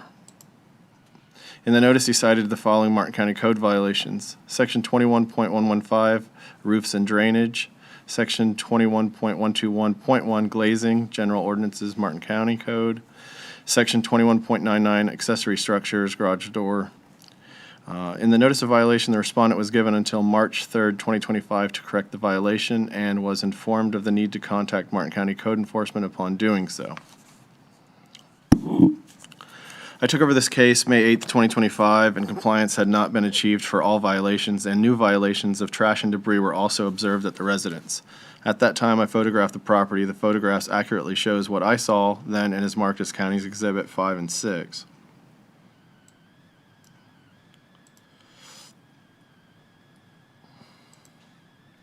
They have the trash, debris laying around. Okay.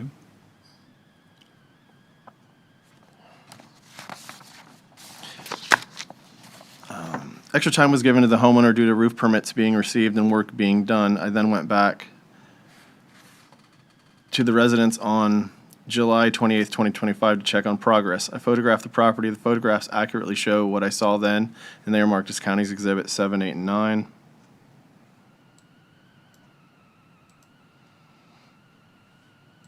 There's a new roof on there. Roof.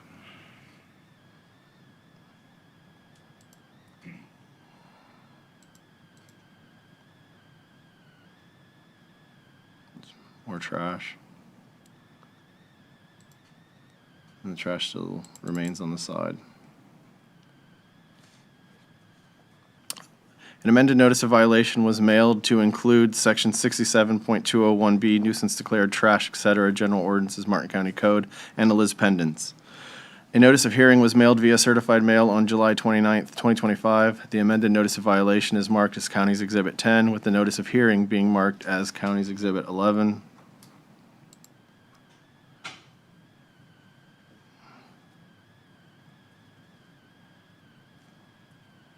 Okay. And, So, wait a minute, make sure I understand. The roof was permitted roof was and permitted, installed, closed out. so the only thing left was the trash and debris. Got it.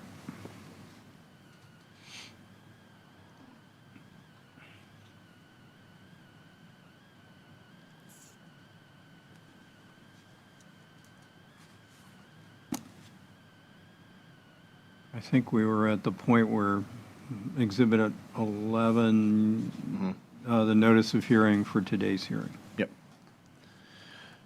The return receipt was not received. On July 30th, 2025, I posted the property and the Martin County Administrative Building. The posting picture is County's Exhibit 12, with the affidavit of posting being County's Exhibit 13. Okay. There's the posting, photo, and the affidavit of posting right there. No call or letter from the property owner was received within the time allowed. Therefore, I went to the property again on August 19th, 2025, and saw that the cited violation had not been corrected. At that time, I photographed the property. The photograph accurately shows what I saw then as marked as County's Exhibit 14, 15, and 16.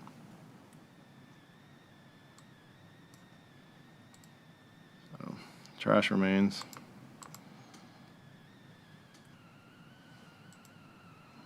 It's actually gotten worse.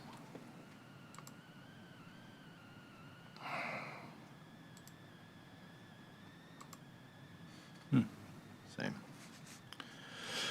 I request that all of the county's exhibits be received in evidence. Based upon the testimony and evidence, I request that the respondent, Denise Penta, be ordered to comply with the cited provisions of the Martin County Code by September 30th, 2025, and if not in compliance by then, be required to pay a fine in the amount of $100 for every day the violation continues thereafter.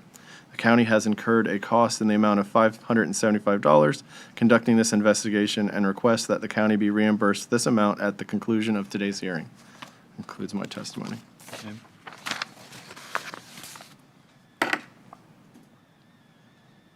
All right, anybody here on behalf of Denise Penta?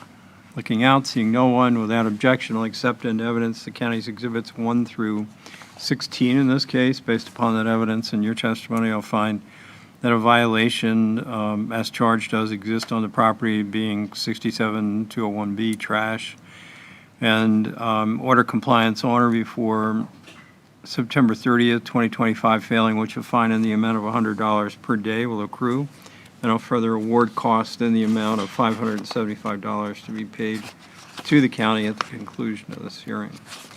Thank you. You.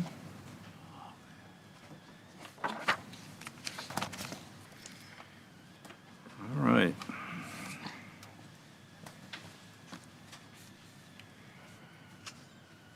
Let's see here.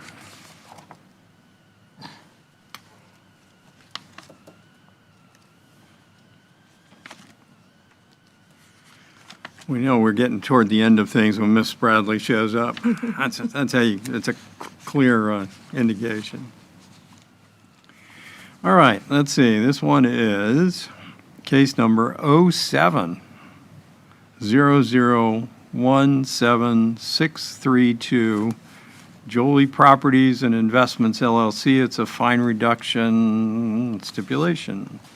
And Ms. Bradley, you're going to testify if you raise your right hand. Do you swear or affirm testimony you're about to give will be the truth, whole truth, and nothing but the truth, so help you God? I do. All right, very good. And let me just catch up here. 632.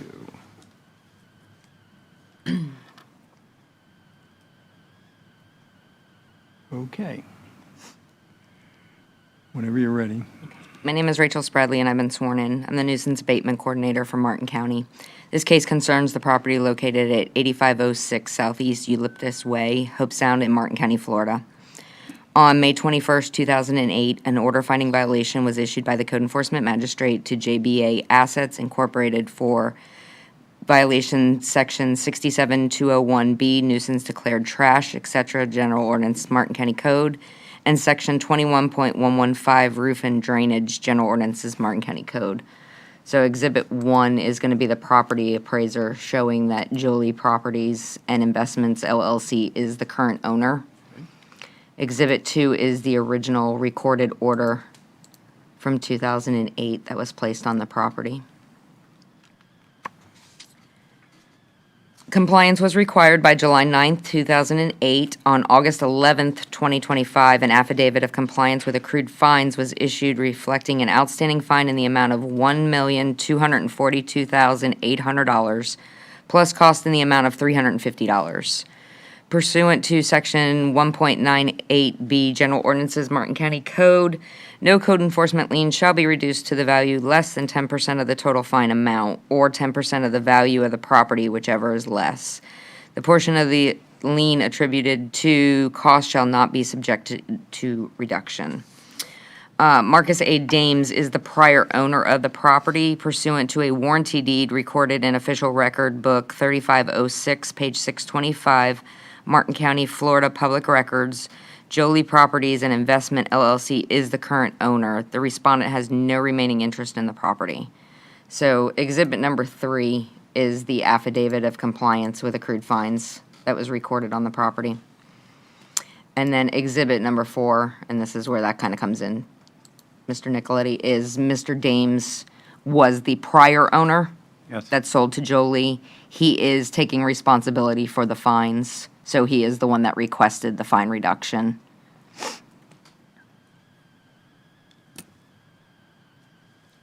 So staff has determined that a lien reduction is warranted. The current owners were not responsible for the violation. However, they did bring the property into compliance, and Marcus Dames has offered to pay $12,536 to resolve the outstanding fines which have accrued. In addition, staff has considered the $121,860 assessed value of the property. So he's paying 10% plus the $350.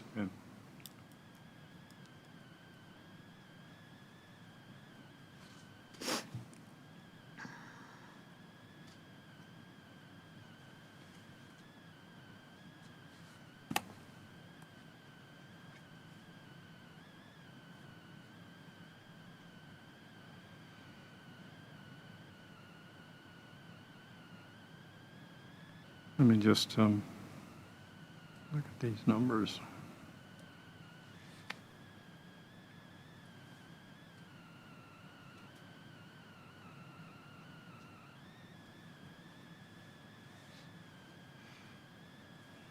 Okay, so 10% would be 124,000? No, 10% would have been $12,186. It's 10% off the property value due to the fact that it's less than Property the value. fine. Property value. Gotcha.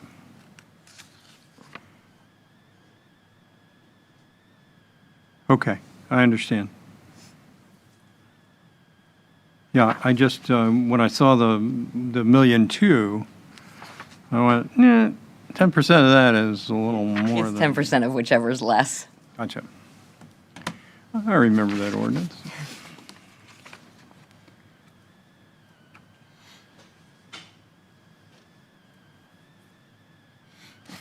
All right.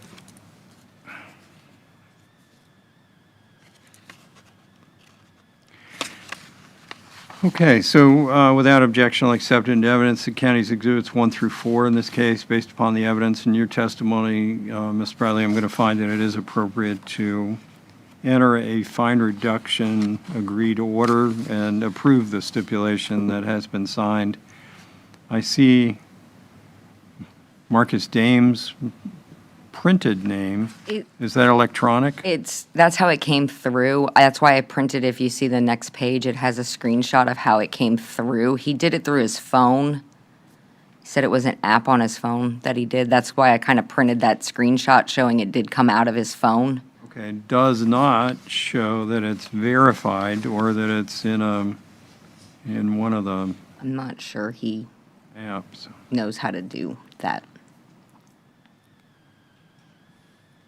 Okay. I will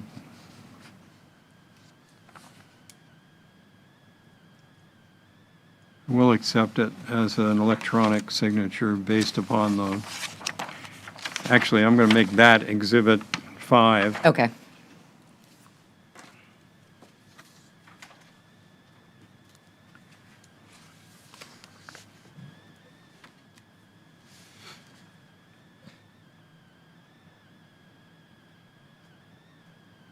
Yeah, okay.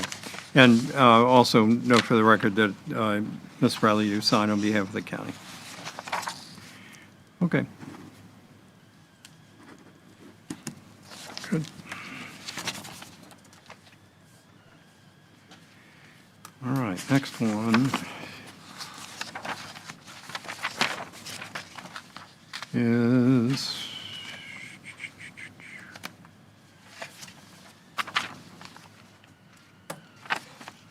that's all part of, is that a different case? Jolie Properties? It's the same different case. owner. It's the same property. It was a different owner at the time. So it's going to be under Rodney Harrell on the stipulation agreement. Gotcha. All right, so this is case number 11-0048-365, Jolie Properties and Investments LLC. And whenever you're ready. Okay. My name is Rachel Spradley, and I've been sworn in. I'm the nuisance abatement coordinator for Martin County. This case concerns the property located at 8506 Southeast Eucalyptus Way, Hope Sound in Martin County, Florida.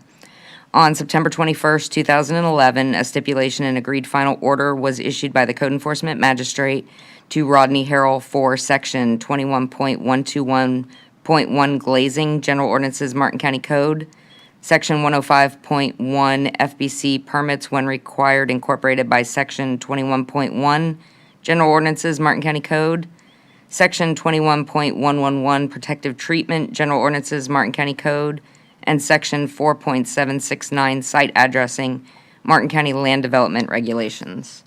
So Exhibit 1 is the property appraiser, again showing that Jolie Properties and Investment LLC is the owner. Exhibit 2 is the recorded stipulation agreement that was put in place back in 2011 for the property.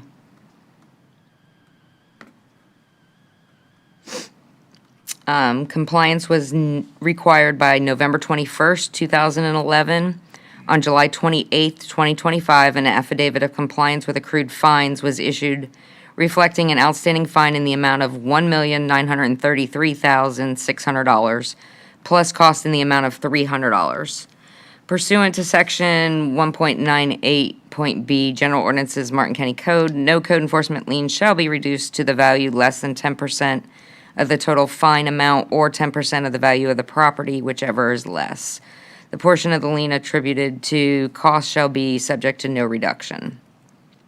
Marcus A. Dames is the prior owner of the property pursuant to a warranty deed recorded in official record books 3506, page 625, Martin County, Florida.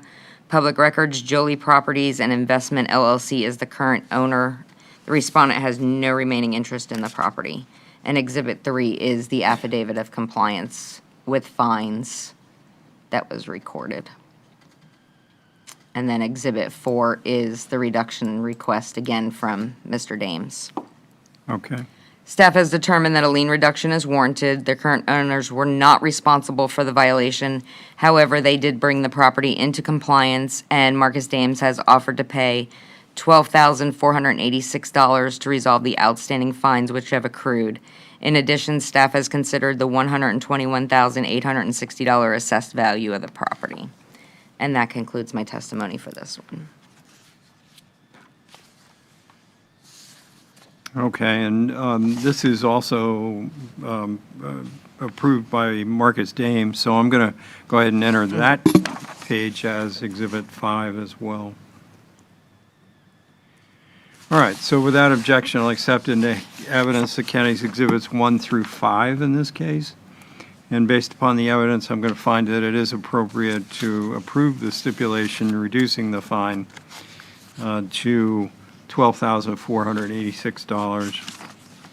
And note for the record that Mr. Dames has signed electronically, and Ms. Spradley, you've signed on behalf of the county. And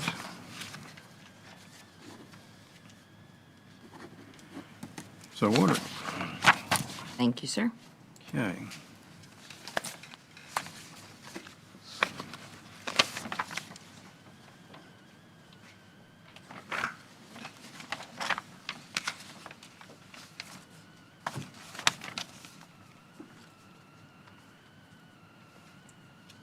All right, Ms. Bush, Yes, sir. good morning. Good morning. Still morning? Yes, it is. All right, let's see, this is the Donnell case, Kathleen and Larry Donnell, or Donnell. I don't see anybody in the audience, so it's case ENF 2025-010528. And Ms. Bush, if you raise your right hand, do you swear or affirm testimony you're about to give will be the truth, the whole truth, and nothing but the truth, so help you God? Yes, sir, I do. Okay, whenever you're ready. My name is Tamika Bush, and I have been sworn in. I'm a code compliance investigator for Martin County. The respondent, Kathleen Donnell and Larry Donnell, is not present. They have entered into a stipulation of agreement. This case concerns the property at 4113 Northeast Skyline Drive in Jensen Beach, Florida, 34957 in Martin County, Florida. This case was not generated from an anonymous complaint. And according to the official records of the property appraiser of Martin County, the property owner is Kathleen Donnell and Larry Donnell. A copy of the property appraiser's record of ownership is County's Exhibit 1.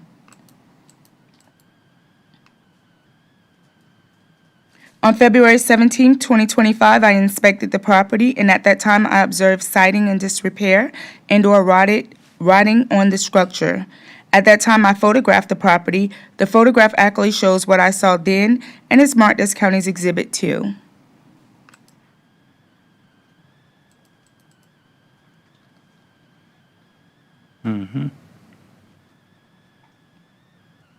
Based upon the investigation, I issued a notice of violation to Kathleen Donnell and Larry Donnell on April 11, 2025, marked as County's Exhibit 3.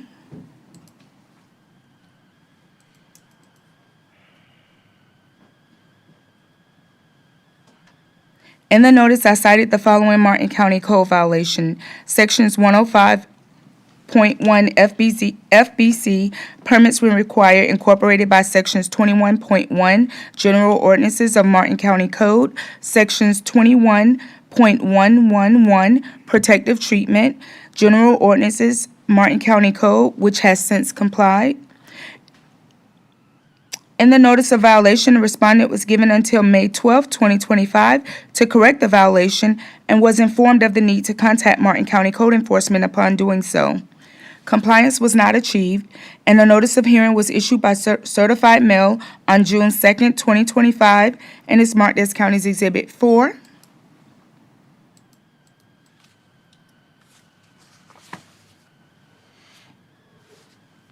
Okay.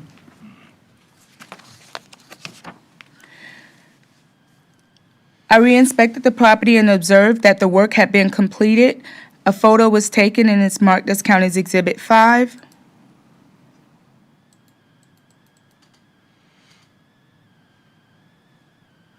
An amended notice of hearing was issued by certified mail on July 8th, 2025, and is marked as County's Exhibit 6.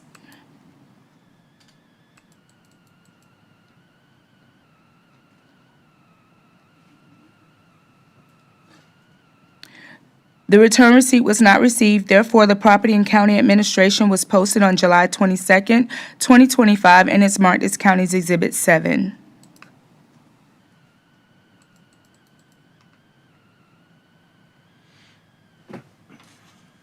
On August 6, 2025, a stipulation of agreement and final order was sent to the owners to be signed by Kathleen and Larry Donnell, who agrees to comply with the cited provisions of the Martin County Code by February 27, 2026, or a fine of $100 per violation shall be assessed for every day the violation continues thereafter. I request that all the county's exhibits be received into evidence, and the owner has paid the administration fee of $350. Okay. And without objection, I'll accept into evidence the county's exhibits 1 through 7 in this case.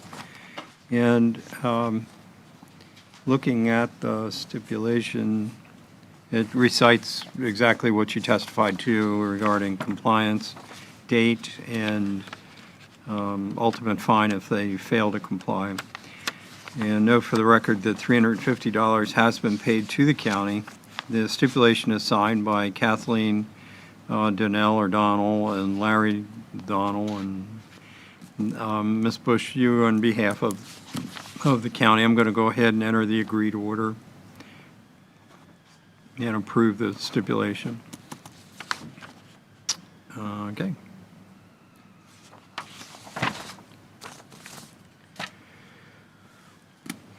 All right, next is the Ruiz case. It's ENF 2025-020596-01. The respondent is Ramona Ruiz.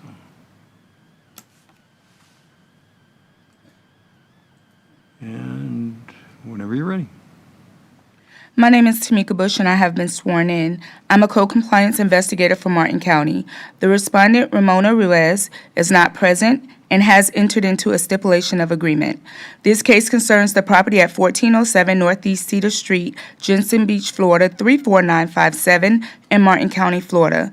This case was not generated from an anonymous complaint, and according to the official records of the property appraiser of Martin County, the property owner is Ramona Ruiz. A copy of the property appraiser's record of ownership is County's Exhibit 1.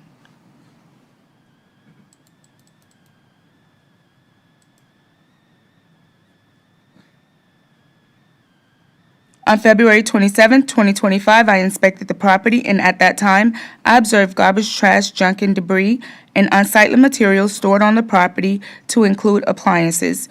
At that time, I photographed the property. The photograph accurately shows what I saw then and is marked as County's Exhibits 2 through 4. County Exhibit 2 shows unsightly materials and the appliance. Exhibit 3,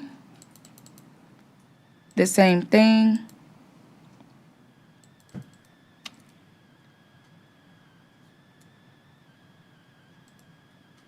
And Exhibit 4 is the appliance.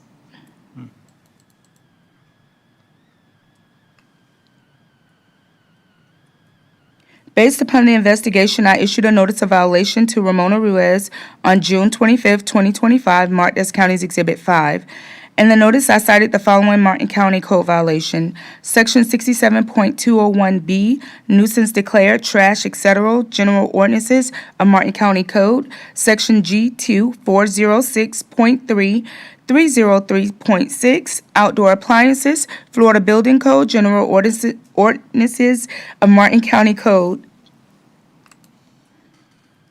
In the notice of violation, the respondent was given until July 25th, 2025, to correct the violation and was informed of the need to contact Martin County Code Enforcement upon doing so. Compliance was not achieved, and a notice of hearing was issued by certified mail on July 31st, 2025, and is marked as County's Exhibit 6.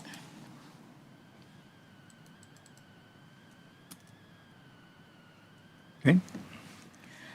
The return receipt was not received. The property and county administration was posted on August 8th, 2025. The affidavit of posting marked as County's Exhibit 7.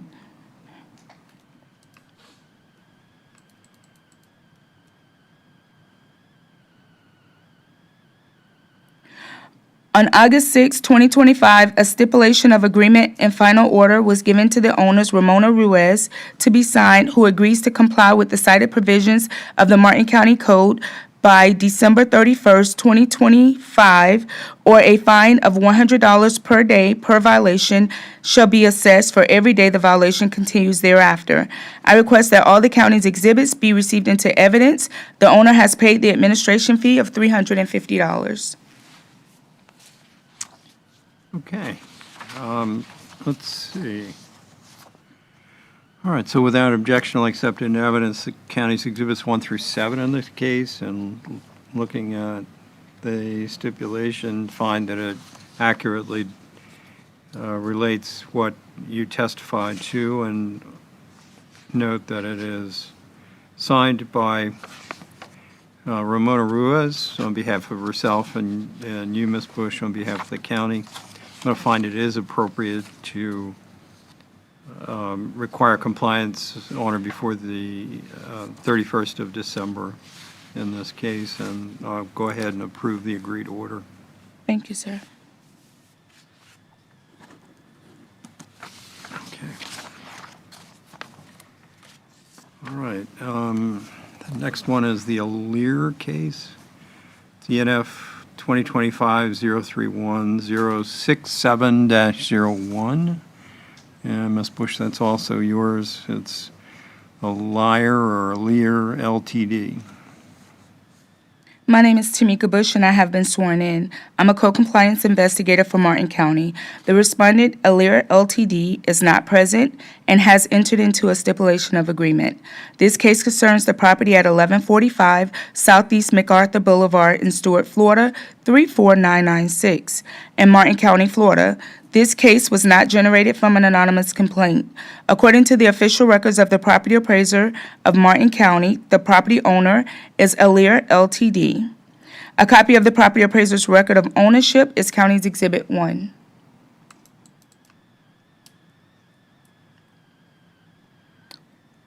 On March 28, 2025, I inspected the property, and at that time, I observed a wooden walkover from property to the beach without permits. At that time, I photographed the property. The photograph accurately shows what I saw then and is marked as County's Exhibit 2.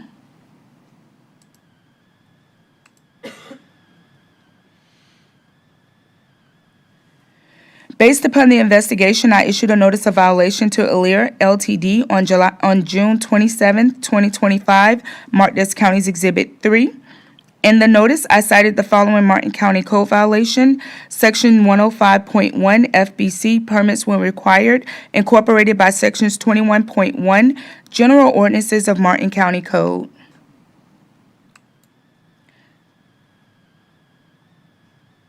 In the notice of violation, the respondent was given,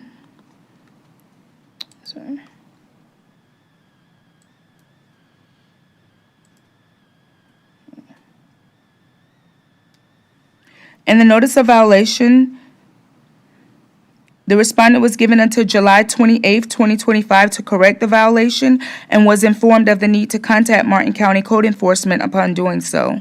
Compliance was not achieved, and a notice of hearing was issued by certified mail on July 30th, 2025, and is marked as County's Exhibit 4.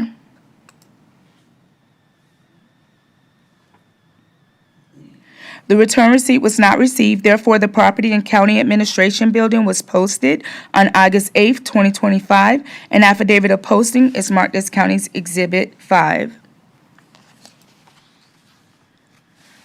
On August 6, 2025, a stipulation of agreement and final order was signed by the owners, Alir Ltd., who agrees to comply with the cited provisions of the Martin County Code by December 31st, 2025, or a fine of $100 per violation per day shall be assessed for every day the violation continues thereafter. I request that all the county's exhibits be received into evidence, and the owner has paid the administration fee of $350. Okay. So without objection, I'll accept into evidence the county's exhibits 1 through 5 in this case.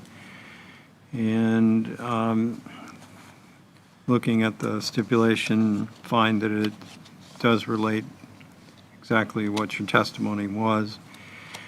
And we'll agree that December 31st, 2025 is an appropriate compliance date. Note also that the stipulation is signed on behalf of Alir Limited by its registered agent, Irene Casaretto. And Ms. Bush, you have also signed on behalf of it, the county. So I find that it is appropriate then to enter the agreed order in this case. Thank you, Special Magistrate. Thank you. All right, let's see, we've got a couple little things to do. I've got minutes from June and July. June minutes I have reviewed. And I'm going to go ahead and approve those. The July minutes, unfortunately, I have not had a chance to look at, and we'll catch up with those in September.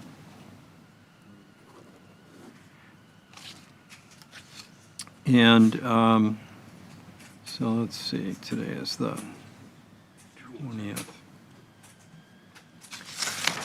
All right, so that's that. If it's okay, I'm going to take these with me, just that'll remind me. And I remember we did continue a case. Yes, Your Honor, that's at the correct. July hearing, and tell me about that. Okay, that was last month. That's case number ENF 2025-030354. Respondent is Jeremy Lemaster. We had called the case. County made an oral application for a continuance. No written order was ever issued. That matter has since fully complied, so we Okay, can just, good. for a matter for the record, that it is closed. Great, all right, very good. All right, June was approved. Okay, so the next hearing is September 17th, 2025. Oh, I can announce one thing. The other day, today's Wednesday, Monday afternoon late, I got a motion in case number GMD 2025-010355, and it's styled as in the Martin County versus Meadow Run Property Owners Association. And it's Jacob Community Center LLC's motion to intervene and stay the magistrate's order finding violation. I was hoping we might even alert the county attorney to that case, but that is actually the one, the one thing that I would like to talk on the record just for a minute about before we adjourn. So if, do you want to recess for a few minutes? We can do that. We can. Yeah, okay, let's recess for 5 minutes, and then we'll see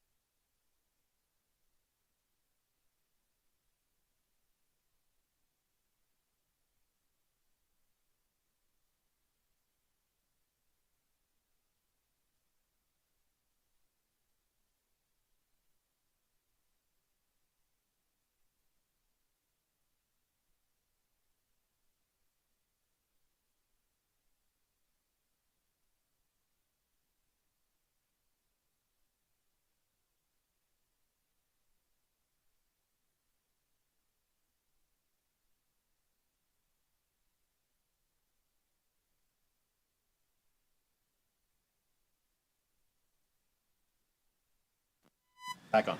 Okay, so we're back on the record. It's 11:37. The other day, Monday afternoon late, I got a motion in case number GMD 2025-010-355, which is County versus Meadow Run. Meadow Run Property Owners Association, that was a case I had heard prior. And I had issued an order in that case finding violation, but then also granted additional time for Meadow Run Property Owners Association to resolve its issue with the back gate that goes to Layton Farms Road. And I don't know whether you're familiar with this case. Yes, Magistrate, I'm the one handling that case. They did file a motion in the circuit court in its appellate capacity. We filed a motion to dismiss. That was granted. That they don't have any standing. They have to file their order to abate in the lower meeting in front of you. But they also filed this civil action, a separate civil action in circuit court. And obviously, I'm going to wait to see if both you and Meadow Run respond to this motion before I do anything. What's the motion titled? It's entitled motion, it's Jacob Community Center LLC's motion to intervene and stay magistrate's order finding violation.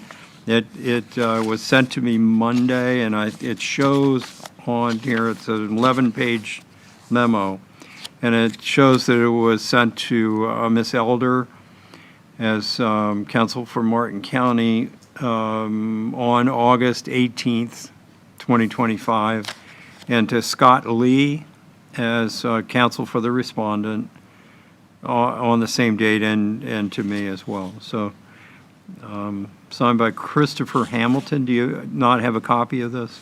I do not have a copy of that. I do not believe. All right, well, I can, serve with that. I but- can forward that to you if need be, but basically, I'm going to wait to see if you all do respond. We will be responding to that motion. Okay, and there are a ton of exhibits. It's 37 pages, I think. We could run a copy before you leave. Okay, We'll all right, let's do that. run a couple copies of it.